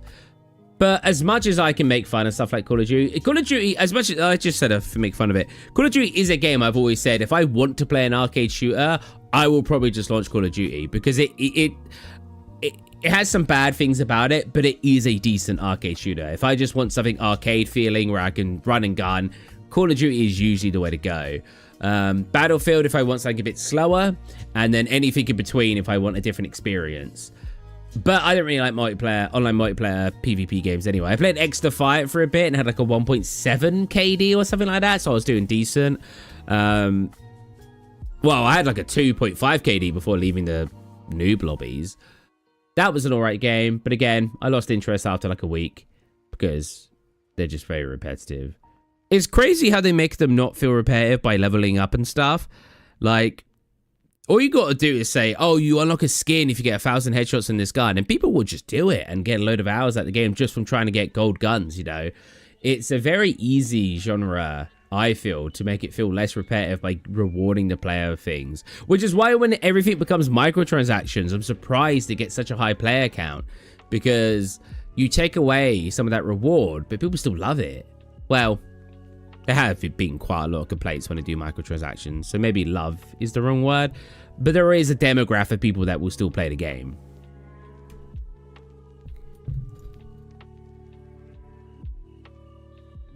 I want to see what, if I write in like, I want to write, games are better now than ever, Reddit.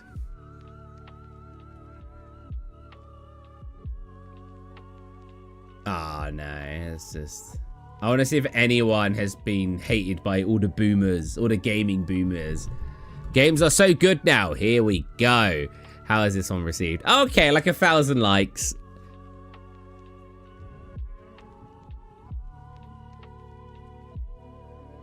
A comment I see quite often when talking about old games is people, oh, games were better years ago, and only people release loads of bad games today. I think people forget, or people like to ignore, there were so many bad games years ago. In fact, during the crash, what was it called? The gaming crash.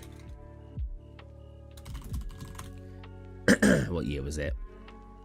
So this is a really long time ago, but the gaming crash of 1983 was due to the release of like an over-excessive release of bad console and games. At least I'm pretty sure that's why it happened.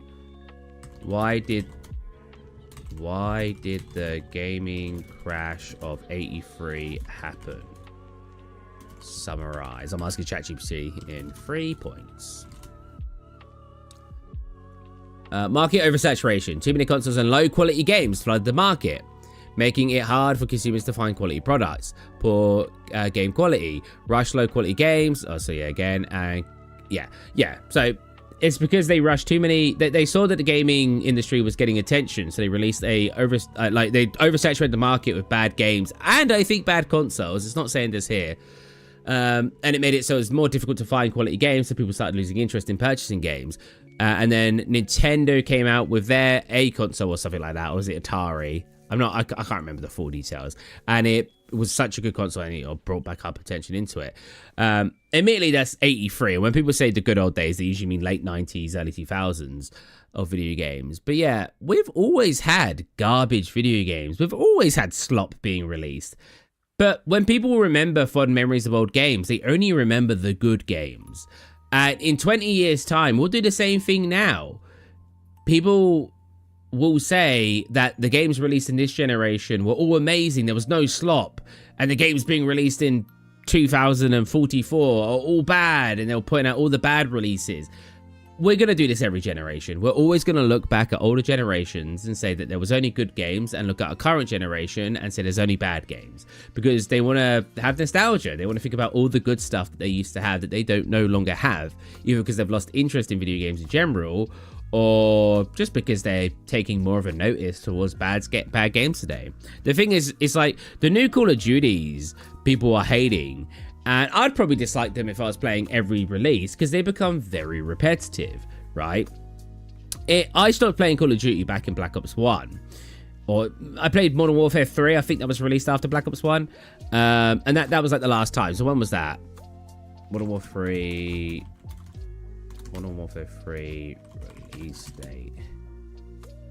2011. So I haven't really played a Call of Duty game for 13 years, at least not properly.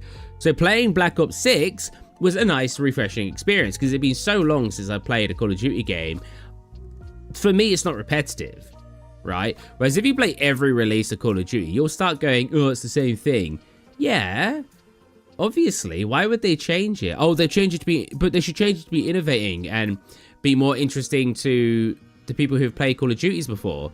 They don't need to, because every new release of Call of Duty are going to get new young players playing it, or 15-year-olds. I can't remember the age rating. I think it's 15. So someone who's played Black Ops 6 may have never... Yeah, I need to play the game, Treepang Cubed. Or Squared, sorry. People who have played newer releases of Call of Duty may have never played the old ones.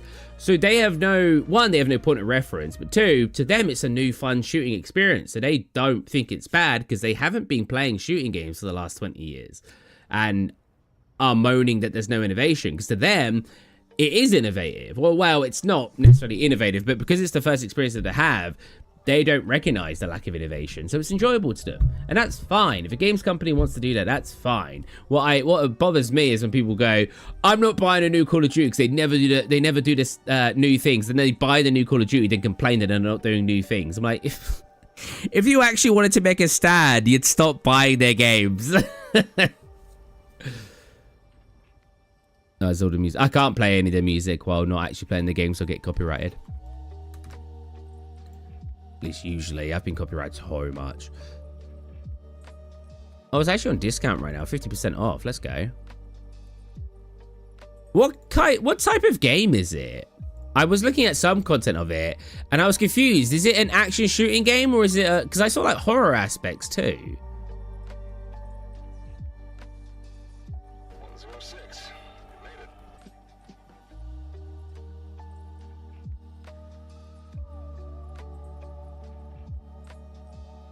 Yeah, like in the trailer, it looks all actiony. Then halfway through, it looks kind of horror-y. It's a shooter until it's a horror. Oh, kind of like Fear. Was Fear like that, or was Fear the opposite?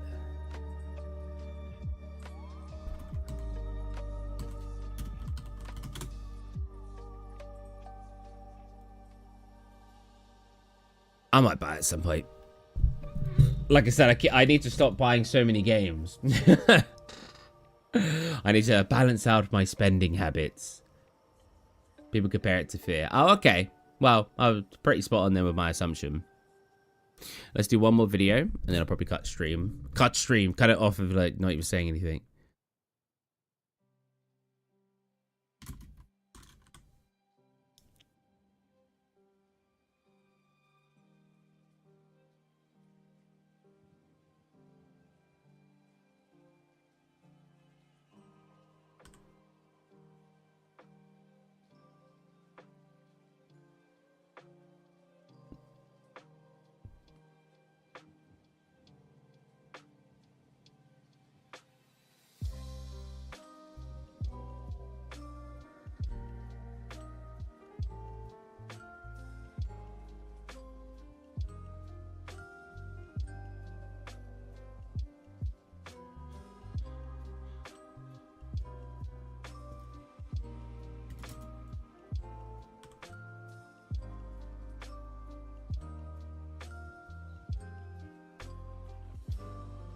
I don't think I play much Saints Row though. As much, or at least, well, I'll probably play it off stream. I don't think that'd be like an on-stream game I'd play Saints Row for.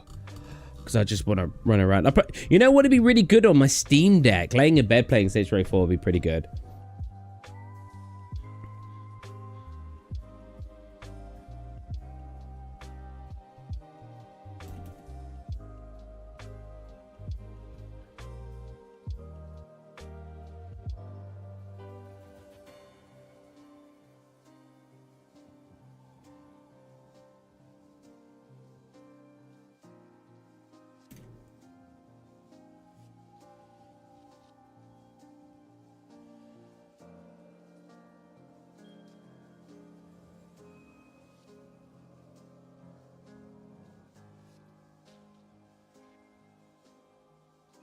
X Defiance quite good. Yeah, I played that on stream a little bit.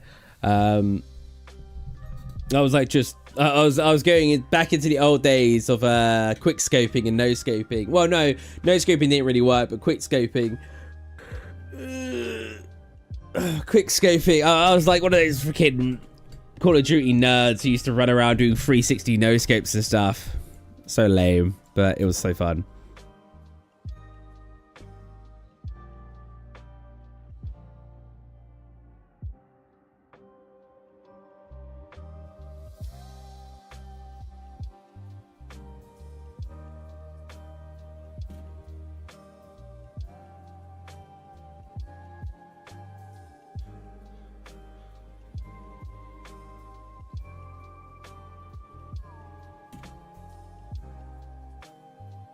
No Man's Sky, most unhateable game. I do find that comment very funny, considering it was one of the most hated games of all time on release.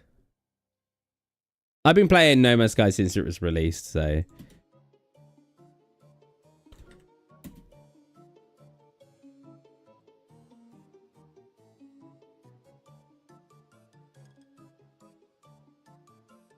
yeah. Well, when I first played No Man's Sky, it was kind of exactly what I thought it was going to be. So I wasn't particularly disappointed because I didn't really watch like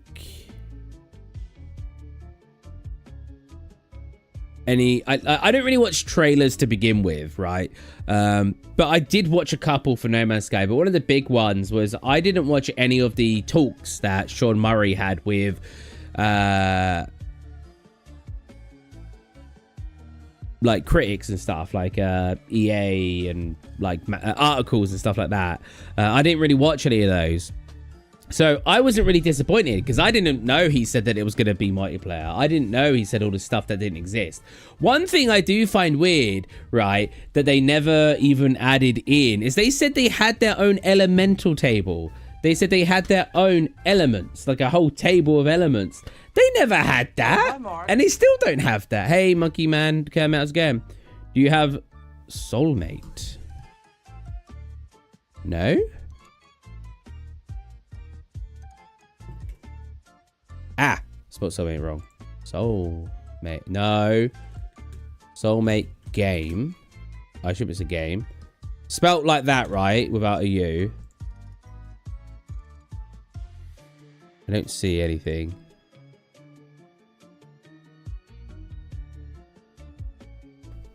Well, they made it sound like they had... Well, they didn't make it sound like... They literally had a visual in one of their trailers of a element table. But they don't really have an element table or anything like that. I think they even said you could... No, I meant like... Oh, okay. Oh, wait. Are you asking if I have a game called Soulmate, or are you asking if I have a partner? Do you have a soulmate? Very romantic. I assume you mean a game.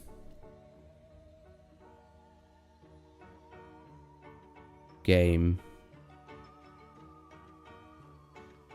partner. Well, now you're confusing me more. Game. You said game and partner. No, game. Okay, you mean a game, right? Do you mean what I'm seeing here? Soulmate on Steam, which isn't released yet? Which is funny, because it says early access, but they don't have any way of playing it. Did you see OTXO? No. OTXO? What's this? Whoa, it's like a Hotline Miami game. Oh yeah. Yeah, it's like a Hotline Miami game. Oh, wait, you do mean partner? No, I do not have a partner. A very personal question, although this is a QA stream. Oh, it's a roguelike. Oh, that's very interesting. How highly rated is it? Oh, 94%. Damn. No, that's some good ratings. That's good eating.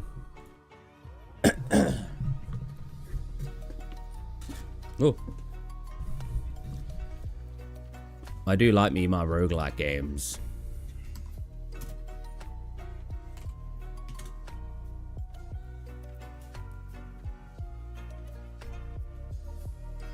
Do I... £11? Would you watch me play it?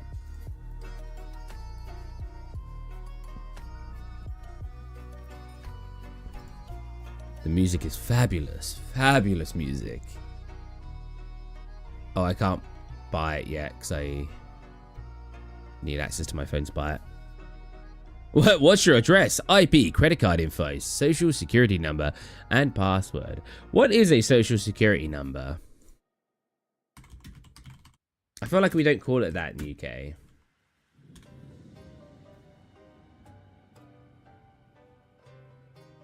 Yeah, to US citizens in UK.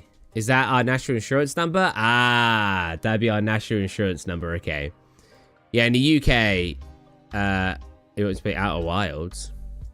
In the UK, we wouldn't call it a social security number, but because we have so much American media over here, I always hear the term social security number. So I kind of wanted to check what it was.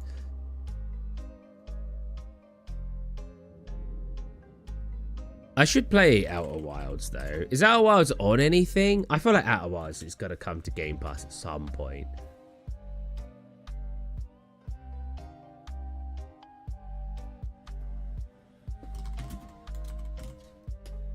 Is it on Game Pass at the moment? It is not. Have I got it on Epic Games?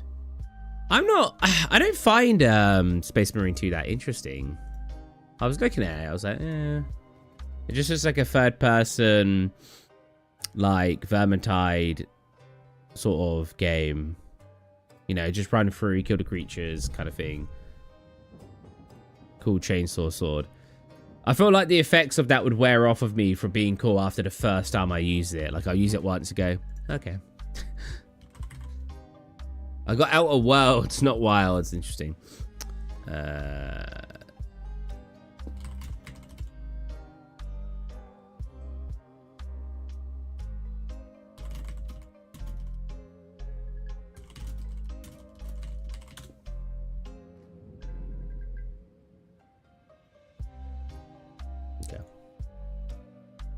Helldivers 2? I enjoyed Helldivers 2, but I was playing it with friends and they got bored of it super quick, unfortunately.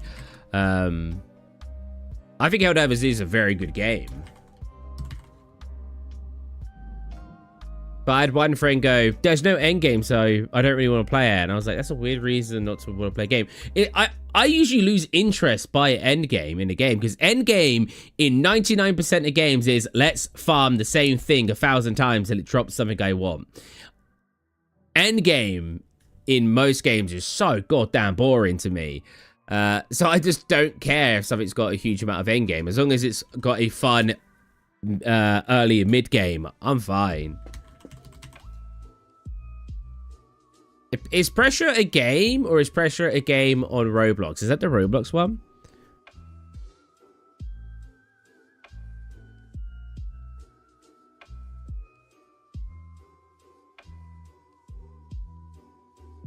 Wait, same thing what?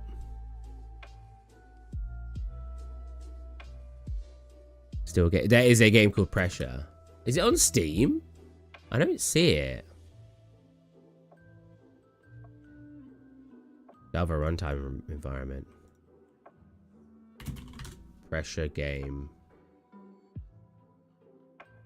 No, oh, it is on Roblox. Oh, okay. What is it? Because I keep hearing people talk about it.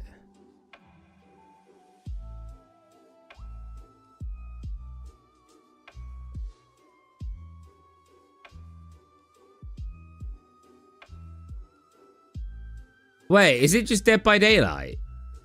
I'm like skipping through this video. Oh no, I have no idea what it is. What the heck? SCP with... Oh, yeah, that's kind of like what it looks like too. It's because I saw them hide in a locker, but I was hiding from, I assume, an SCP type being.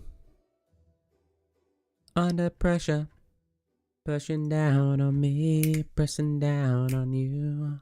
Can I play all these games single player? Because I am not interested in playing any of these games really multiplayer. You know what though? I do really want to play Liar's Bar with some people. I think that looks so funny. I don't think my friends would like Liar's Bar though. Well, at least the people I play with at the moment. Because like, my friends like full games. Well, we played a lot of Lethal Company actually.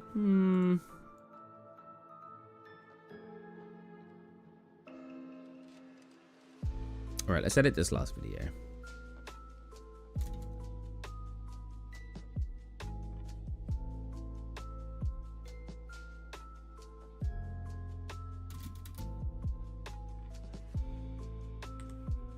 High on Life. High on Life is quite funny. I've not played it.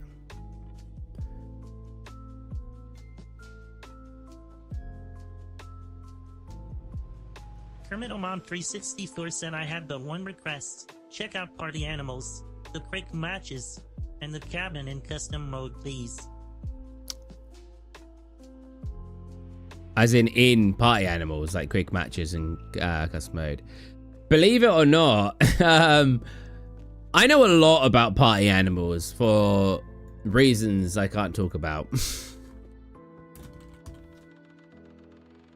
Let's just say I am a game developer, and I'll leave it at that. To why I know a lot about Party Animals. I think I did like a Mario Kart mode. There's no way. Party Animals has a Mario Kart like mode? That's pretty sick. Oh, hi, Mark.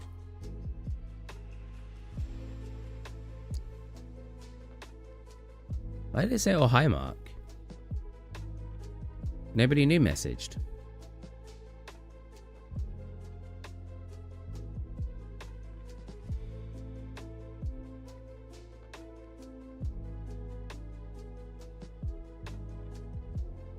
But again, the problem is I don't really have any friends who would play. Oh, there's a friend pass, so any one of you need it. I don't really have any friends who would play Party Animals with me, so. And like I said, I don't really want to play with audience just because I'm very skeptical in trusting my audience to be mature on my streams. Super hot, good game. I want the VR. Have I got it in VR? Have I played it in VR? I don't think so. Super hot. I played Super Hot on release. Super Hot release day. How long ago was that? Only 2016? Only 8 years ago? Oh, I thought it was older. Oh, that's cool. Yeah, Party Animals did look very good. Party Animals had a very bad reception at one point for some reason. And I can't remember why. I wonder if I could find it. Party Animals controversy. There was a mistake in the game's description on Steam. Initially reading, pour it out with your friends both online and offline. This made many people think that Party Animals had an offline mode, when in fact, even the local co-op mode required a constant internet connection. Oh. Deep Rock Galactic. Deep Rock Galactic's got a lot of attention recently. I have it. Release date. When did I play it? Yeah, like, it's been out for 6 years, but out of nowhere, people really like it. Rock and Stone. Was that the main controversy to Party Animals? I assume it's because the servers are banked up and they have said in another thread they are working on it. So was it bad servers and not being clear in their description?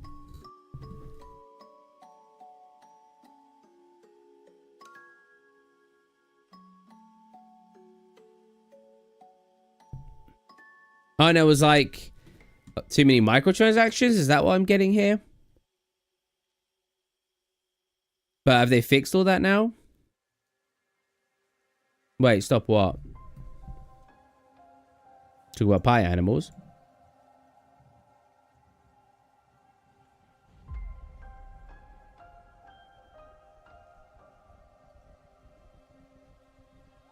Oh! I thought you were telling me to stop talking about pie animals. Dude, stop. What's this? What is this? What the heck?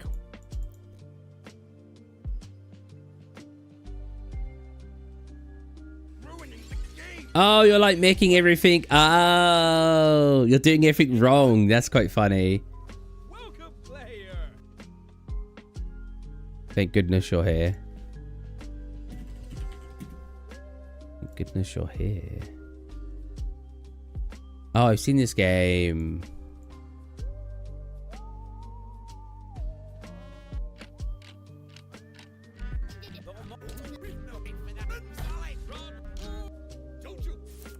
Thank goodness you're here is like a super British game, right? Yeah, it's British, yeah.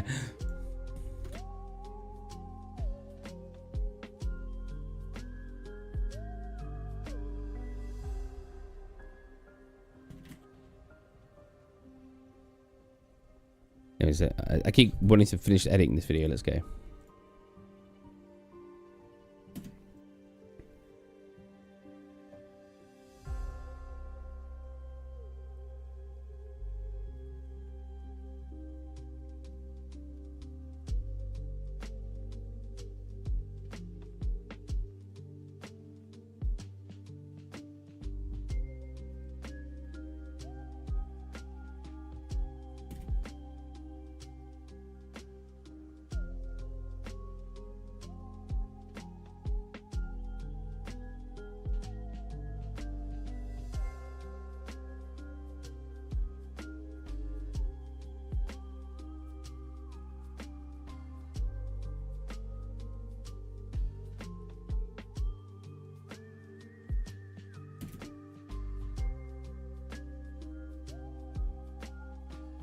What did you just put in chat?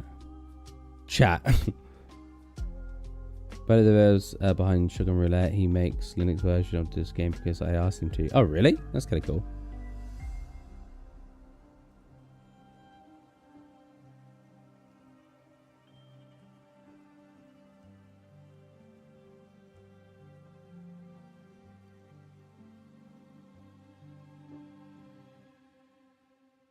One thing that bothered me with Buckshot Roulette, and I know a lot of people would disagree with this, but it's like, for example, I bought it twice. I bought it on itch.io and then I bought it on Steam because he basically started releasing updates for the Steam version and not the itch.io version, or started releasing them late. And then he also said the itch.io version won't have multiplayer, but the Steam version would.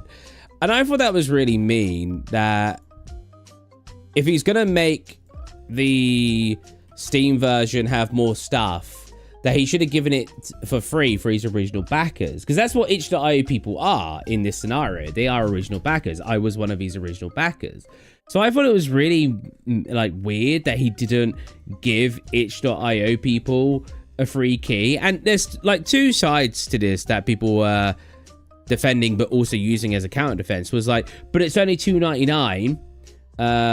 Why does it matter? Just buy it a second time.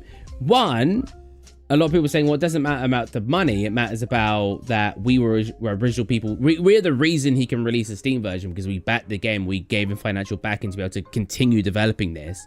But two, that's also the reason why it feels necessary to give us a free code, because it's not that expensive. He's not going to lose too much money by giving a code away free to itch.io backers. So it's like, as much as people can say, but why does it matter? It's not much money. I could say the same in the reverse. What does it matter? It's not much money to him. But I had to buy the game twice just so I could get updates on, like, as early as Steam people. So I bought it on Steam because he was delaying updates for itch.io people. It's like you're punished if you was original backer. And I find that really weird. I didn't like that at all. At the very least, he should have been releasing updates the same time for itch.io.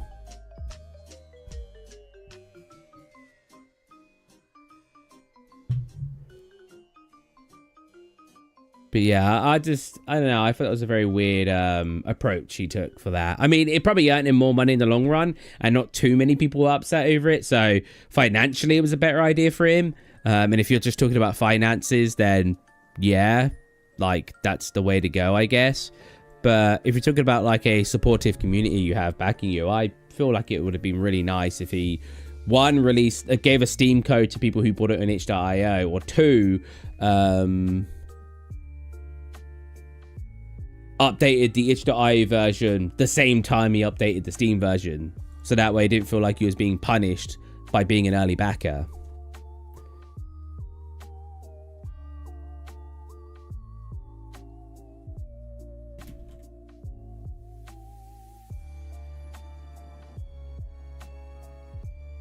What do you think of Postal 2? Never played it. Damn, Postal 2, that's old. Yeah, never played it.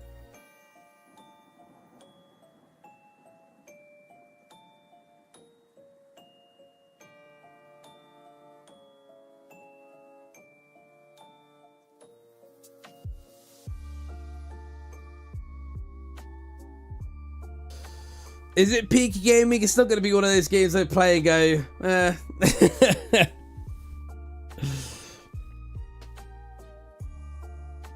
Let me see what people say about it.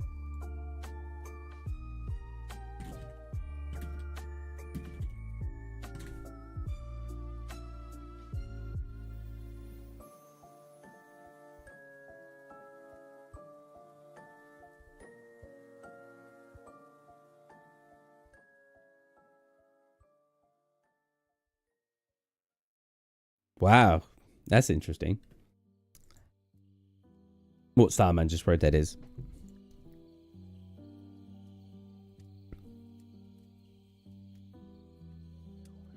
Just reading people talk about it.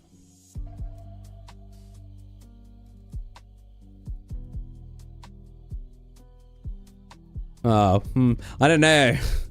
Reading it sounds like there's a lot of controversial things in it by today's standards, so people who watch my streams might be upset.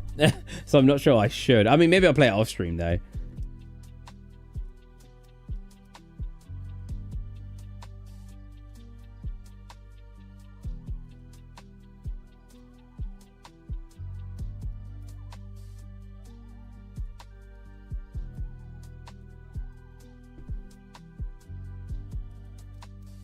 Oh, wait.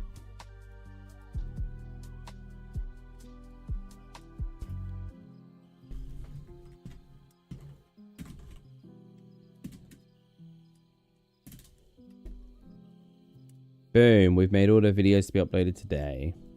Well, as soon as this one's fully uploaded.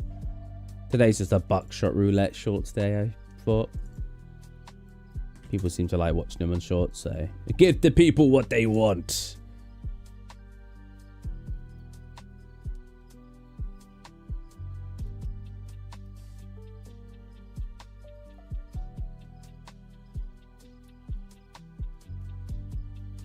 Was made to offend everyone and everything. Yeah. I don't know if it'd be a good. Oh, my head's spinning. I don't know if it'd be a good stream game. At least not for my channel right now.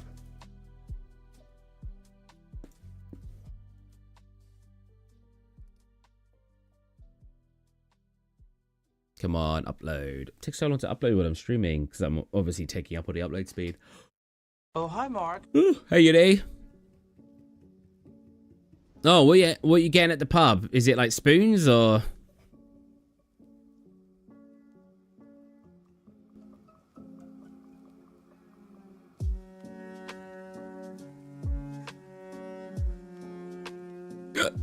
Ooh, excuse me.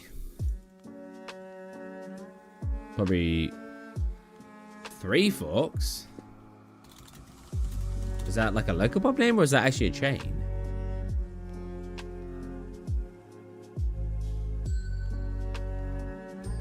Oh, it looks nice. What game is tonight? Five Nights at Freddy's.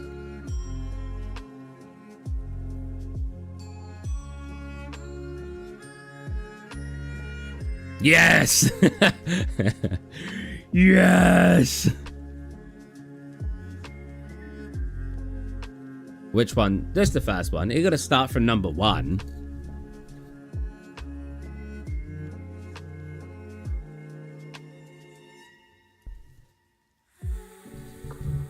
Oh, I gotta get a relaxed position. Let's edit a thumbnail for it. Demo in there. Well, I'll play a bit of Five Nights at Freddy's first before I start playing fan games anyway, right? I feel like that makes sense. When am I playing what? What? What did you just write?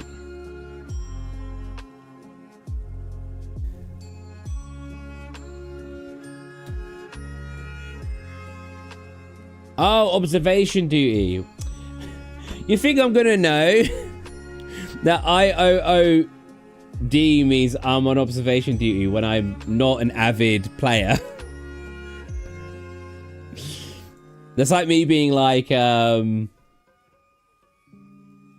I've used WPO in UE4. You'd be like, well, I can guess what UE4 stands for, but what the heck is that WPO?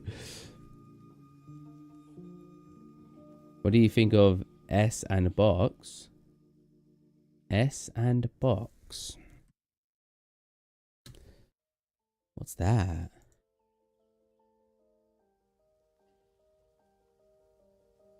Oh, is that Face Punch's new game?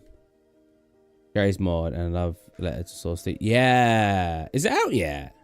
I've not seen anything about it really.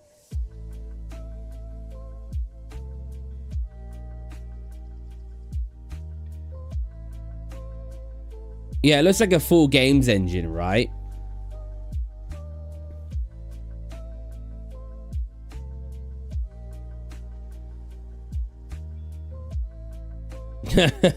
Well, do I not need to play the other observation duties first? But what's so good about the 6th one?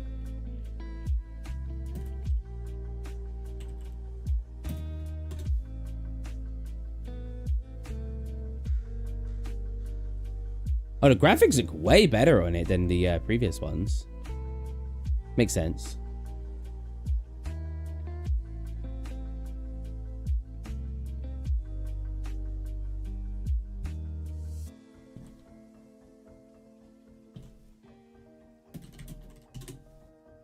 Ah, it's not an offer. I was hoping I could find it on offer. £11.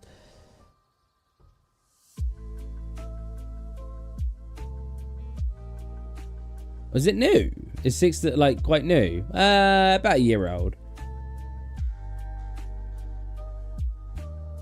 Have you played Portal 2? I have played Portal 2. Portal 2 is very good.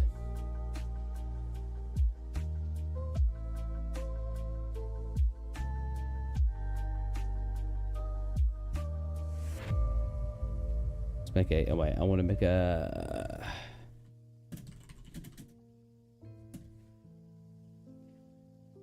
Five Nights at Freddy's.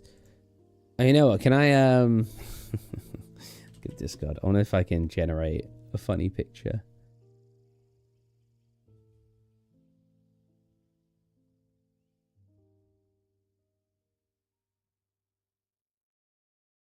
I can't play co-op, no friends. I have friends, but none of them like playing most of the games like that. It's a shame.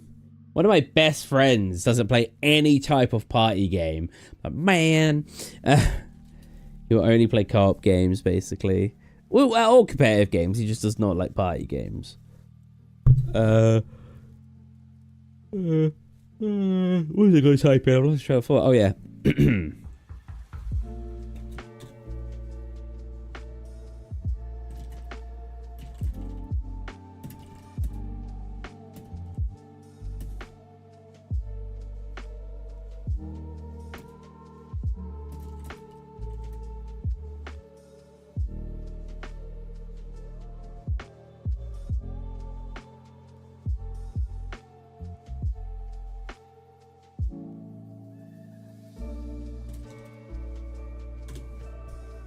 Have you played Alien Swarm? No, but I'm pretty sure at my last, at one of my last companies, I'm pretty sure my boss worked in Alien Swarm.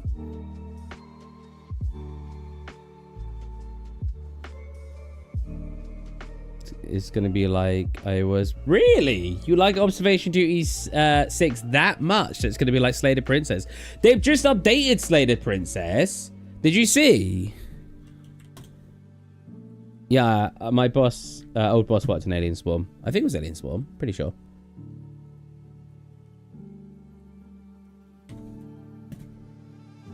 Yeah, update. Slay the Princess. The pristine cut. What is in the update? Expands the game by 35%. Adds different glow ups for the... Introduces 3 brand new princesses. Adds a deep interactive gallery. 35% is added to the game. That's pretty mental.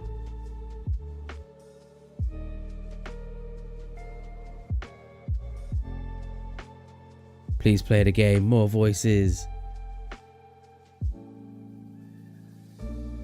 It only released recently, right? I'll play the update. What, 2 days ago? 3 days ago it released?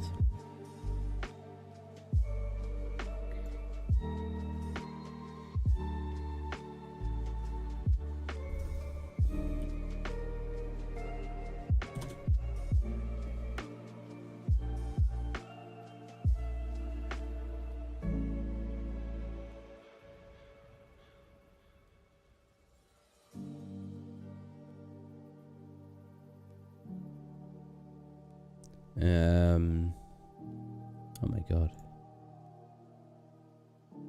Just checking my Discord. It's the first time I've launched Discord since last night.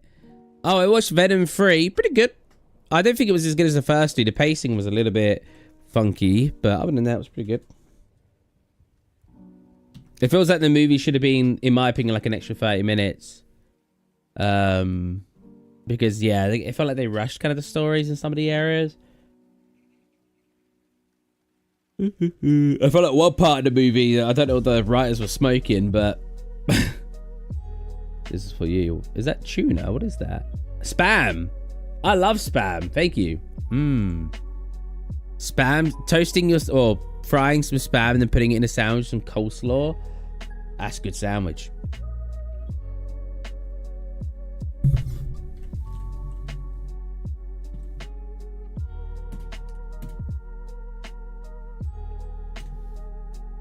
Have more. I haven't had spam in ages because it's kind of bad for you. Monkey.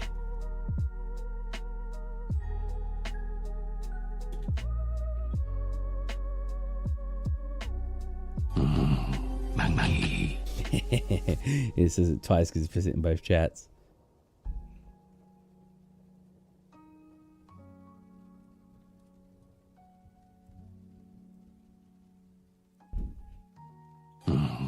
Monkey.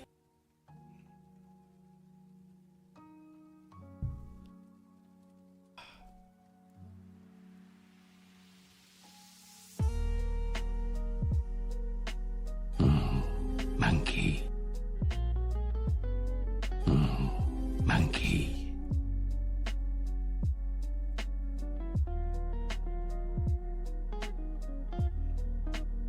The music's pretty chill.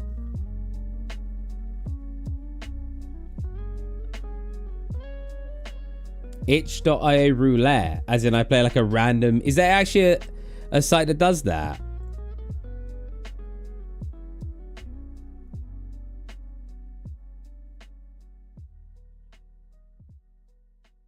Was it actually random on itch.io? Itch.io. There's a random button?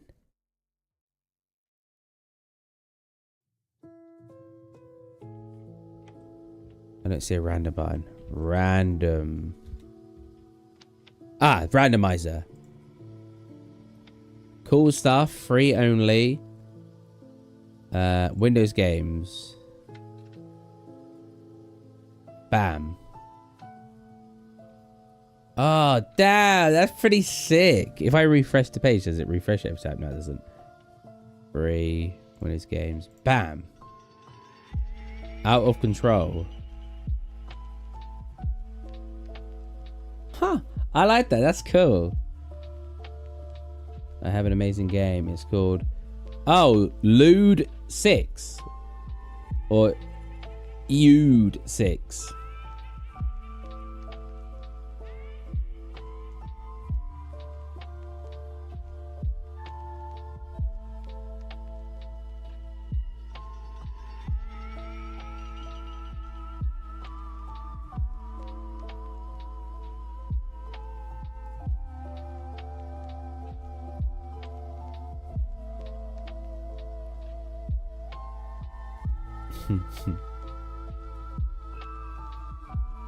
I'm just making thumbnail. I don't know if I should make a thumbnail for Five Nights at Freddy's or if I should like make a custom one, or if I should just use a picture hi, of Mark. Five Nights at Freddy's 1 and just slap on my logo. Hey, Captain Price. What's good, Steve? Not too much. Wait, not too much? That sounds like nothing's good. Hold on, I didn't mean that. I got bit, man. Like, I don't know. The bed bugs are getting me. Both my ankles. I've got like 3 bites on like 2 of my legs. Ah, so itchy. The thumbnail I was gonna use.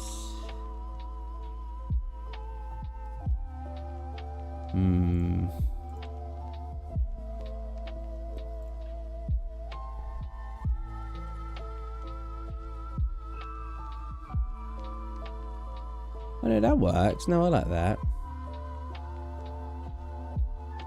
Now if we upscale that.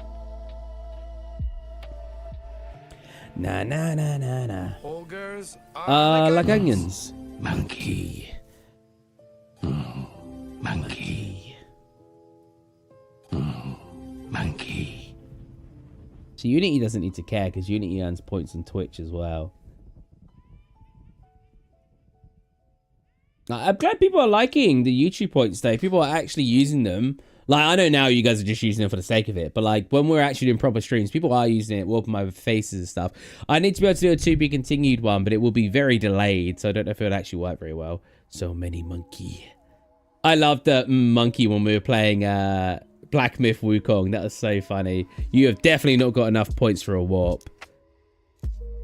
Gotta eat breakfast. Okie dokie, John.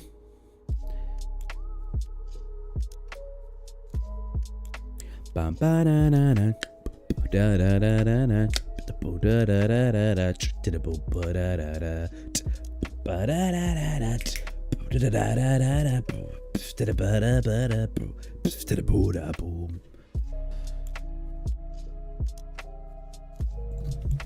Bad Parenting was good. Who told me to play Bad Parenting? That was pretty cool.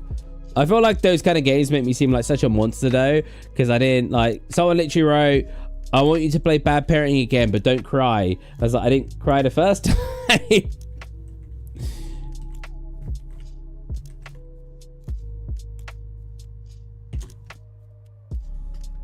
Psychological neutral monkey. That's good. Completely fine.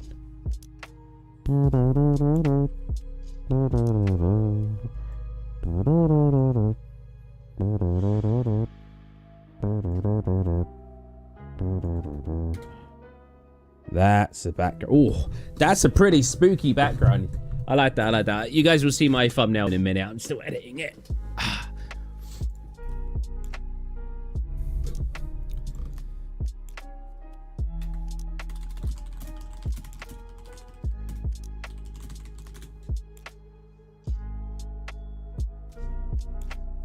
What's the original Five Nights at Freddy's text? It's this one, right? Five Nights at Freddy's cover 1. Yeah, it's that kind of text. I like using the text from like the first, like from the game itself, right? So right, Five Nights at Freddy's 1 PNG, like that. It's not quite the text.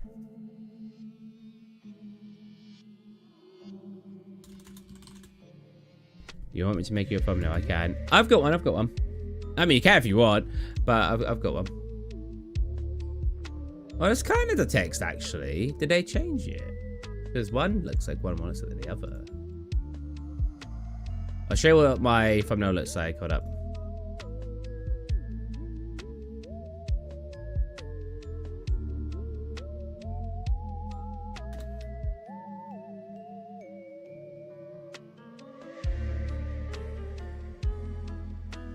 I want it to look really spooky because it's obviously Halloween. Bam. Yeah, this is I'll put it in chat. I'll just put it in public.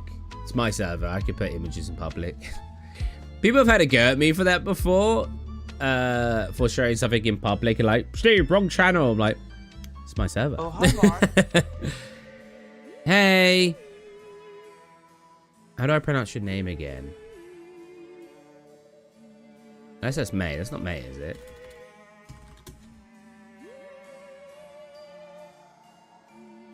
Oh, Canary? Canary? ツツオーレ Canaire Oh, that is May. Okay. Hey, May. Bazinga.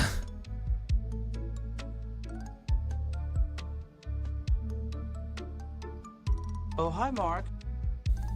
Now I can tell.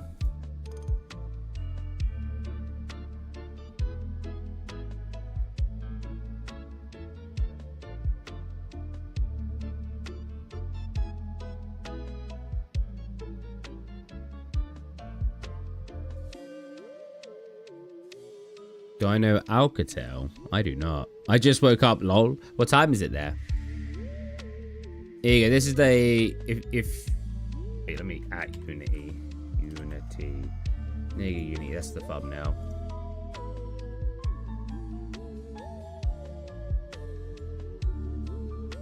Very spookified.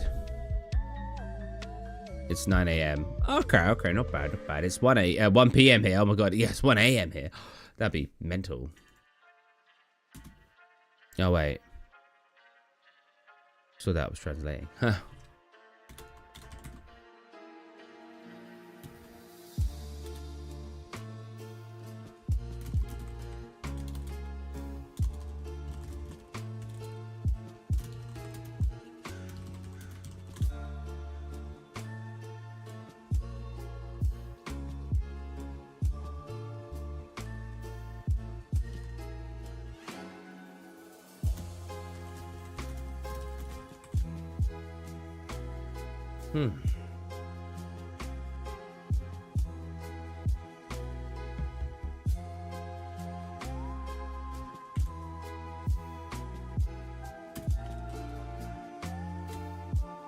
Bam! My throat's really bad today. I think I got burgers for dinner. Play Juice Galaxy.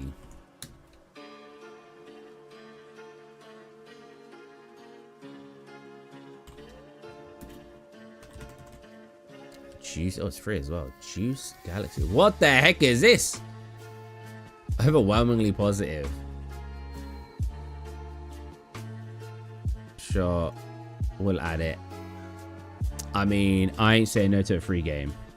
Steve, I just made a game. Go on.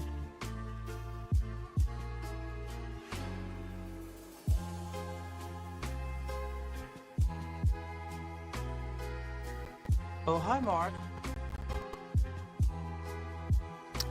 Okay, I can tell.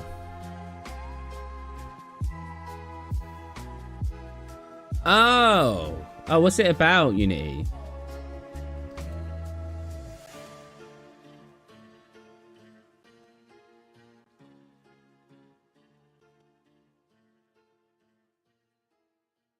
Yeah, play on stream, please.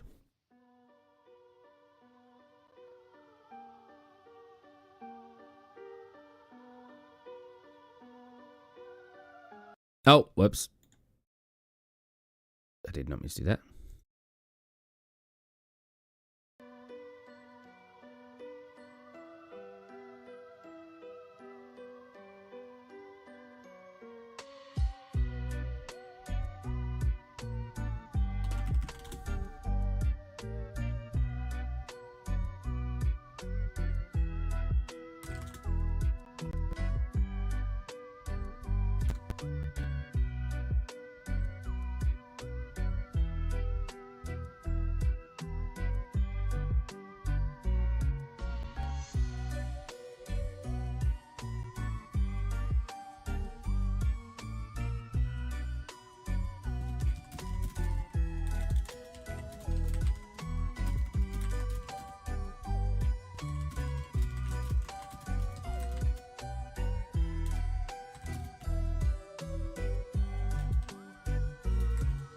Getting a report anomalies, it's really spooky and great for Halloween, and I totally made it. Definitely not just trying to get you to play it. I'm not seeing any £12 donation for me to buy it. I sense a lack of dedication. There are too many visual novels that make visual novels suck, and it's just...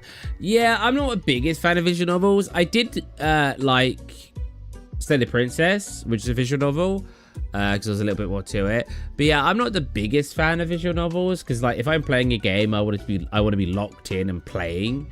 So visual novels just don't have enough stimuli for me half the time. I don't think they're necessarily a bad game, but they're not always for me.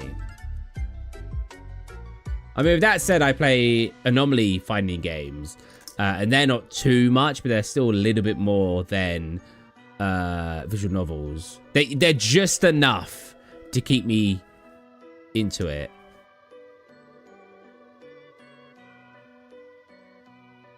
Shaking my head, Unity. You're like that guy that takes like, oh, let's go out for dinner. And then he's like, oh, I left my wallet at home. You know, it looks like you gotta pay. Oh, Steve, I'm learning code and soon I'll start a game. I'll start game development. Nice, nice. I could probably make a game from the ground up. I basically know everything on making a game, but I just don't like programming, so I'll have to use blueprints. But it doesn't take a quick Google search, or it doesn't take quick. It's just a quick Google search in a YouTube video to usually find out to do small things. And there's so many templates on Unreal Engine that you could probably get away with using a template for the programming and then just doing all the art yourself, which is what I do. I have ADHD. I lose everything. You know what? It's always funny. I literally put my phone down yesterday, walked back into my room. I couldn't find it for like 10 minutes. I was like, what the heck? I just put it down. And it was like in a really normal spot. It was just that spot was dark. Like the spot was like a black plastic. Yeah. And my phone's black. So somehow I just didn't see it. It was quite funny.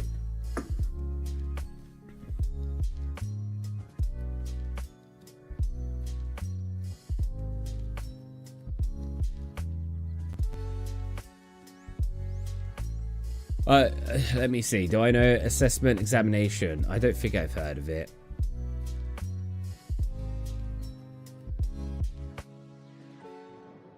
Oh, another HIO game. No. What is this? Oh, is this another anomaly game? You're finding like people's faces. This actually gave me shivers. Ooh. Hey, how's it going, guys? It's a sense with... Oh, you can hear me watching the video. Someone playing it.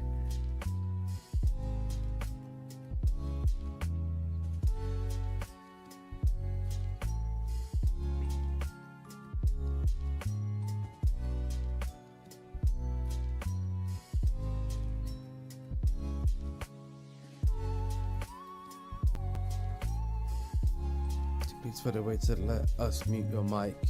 Mute my mic? Oh! What, you mean it's like a points? I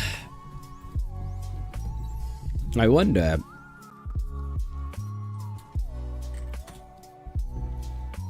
Well, actually, that won't be too hard. It depends. It'd probably be difficult to figure out how to make it so you guys can mute the mic itself, but to mute it on OBS is probably not that hard. But to make it so I can eventually realize, I should probably have a symbol that appears over my head, like a little mute symbol. What's my dog's name? One dog is called Ruby, one dog is called Lana. And they're very cute. They were jumping over me all when I went upstairs earlier. Half of you just disappeared. Yeah, I know. I was leaning back. I was like, I wanted to avoid. So, like, if I can mute the microphone on here in the actual app.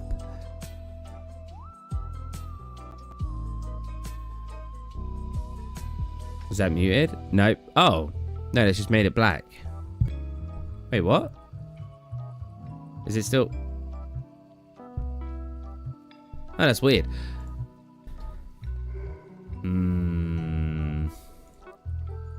Yeah, I don't think there's a way for you guys to mute the color, like make it mute physically, but I could definitely make it mute.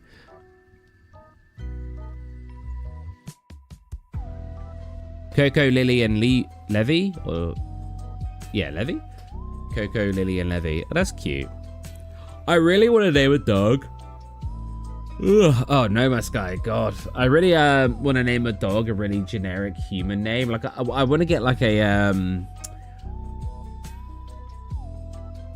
Bernese Mountain Dog and just call him George.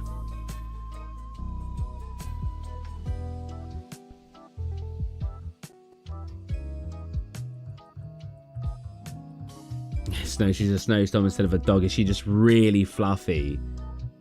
Get a new dog and name him Steve. That'd be so weird. People would ask me and my dog would just look at them. Wait, so is that not pronounced Lily? Lily? Lily? Lily? Lily?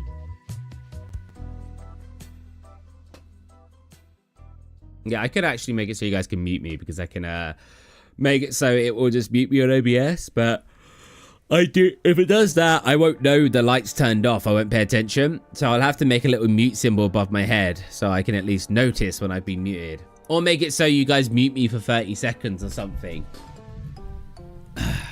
You have the power to mute your streamer.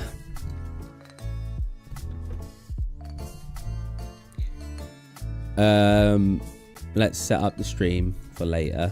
And then we'll stream 2.5 hours. We'll come off. I might get a nap, honestly. I don't know why. I said earlier at the start of the stream, like I'm tired very often, but I'm extra tired today. I had 8 hours easily, and I am exhausted.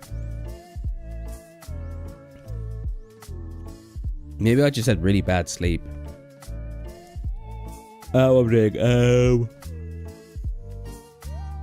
Ugh.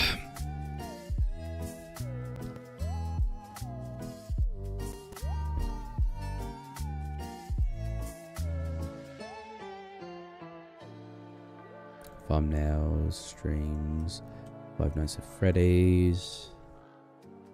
Okay, what do we call this? Do we make a mention to the fact that I'm finally playing it in the title, or do we just make a goofy sounding title?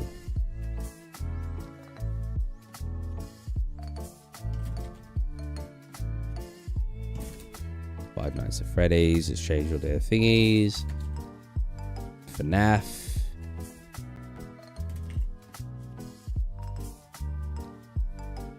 Five Nights at Freddy's, FNAF 1, horror gaming, horror, yeah, bye.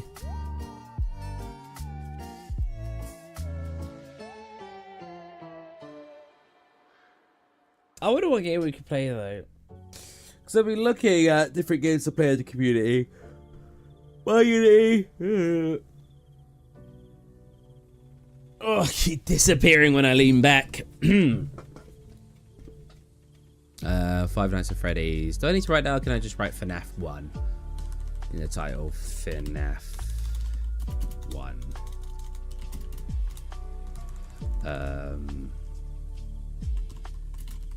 You know, I've got an I know what title I'm writing it. The title is I'll have a number 9. I'll have a that's the quote, right? I'll have a number 9. Yeah. A number 9 large. That's the title. Because it's a pizzeria.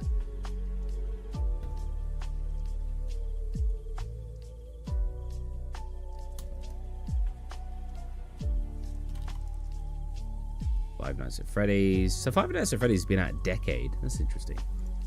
Hey, Steve, what's up? If you drop your FPS to FPS, you can't beat the hardest night. Thanks for telling me what FPS means. It also means first-person shooter. Oh, you can beat the hardest night, sorry. Wait, what? Why? Why does changing your FPS make the game easier? Does the game run slower the lower FPS you're on?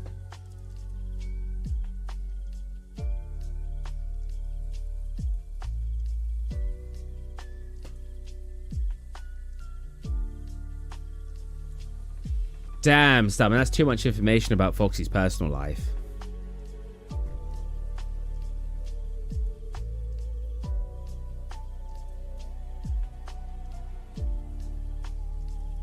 What? That sounds like that's exploiting. We're not using exploits on the first playthrough.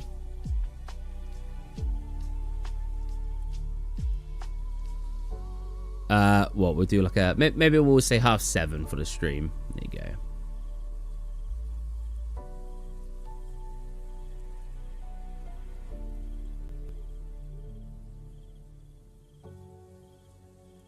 Wait, so could you literally just beat the entire game by playing at 2 FPS and never checking a camera?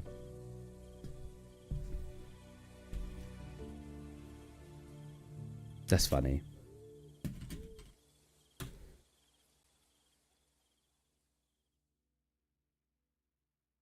How hard is Five Nights at Freddy's 1?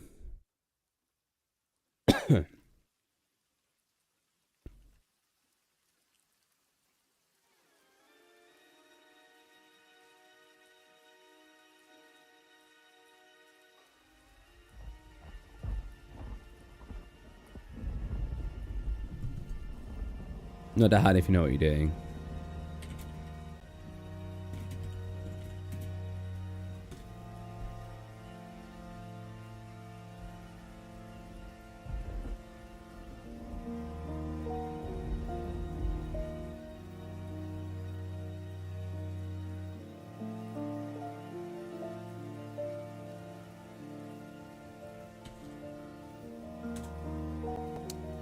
Land.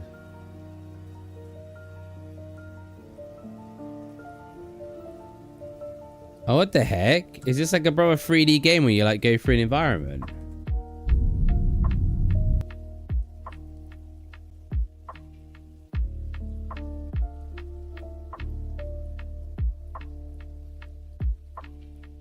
Oh, there's no gameplay, so it's hard to tell. Oh, it's just 3 rooms, okay. Of course, the video for it is Markiplier playing it.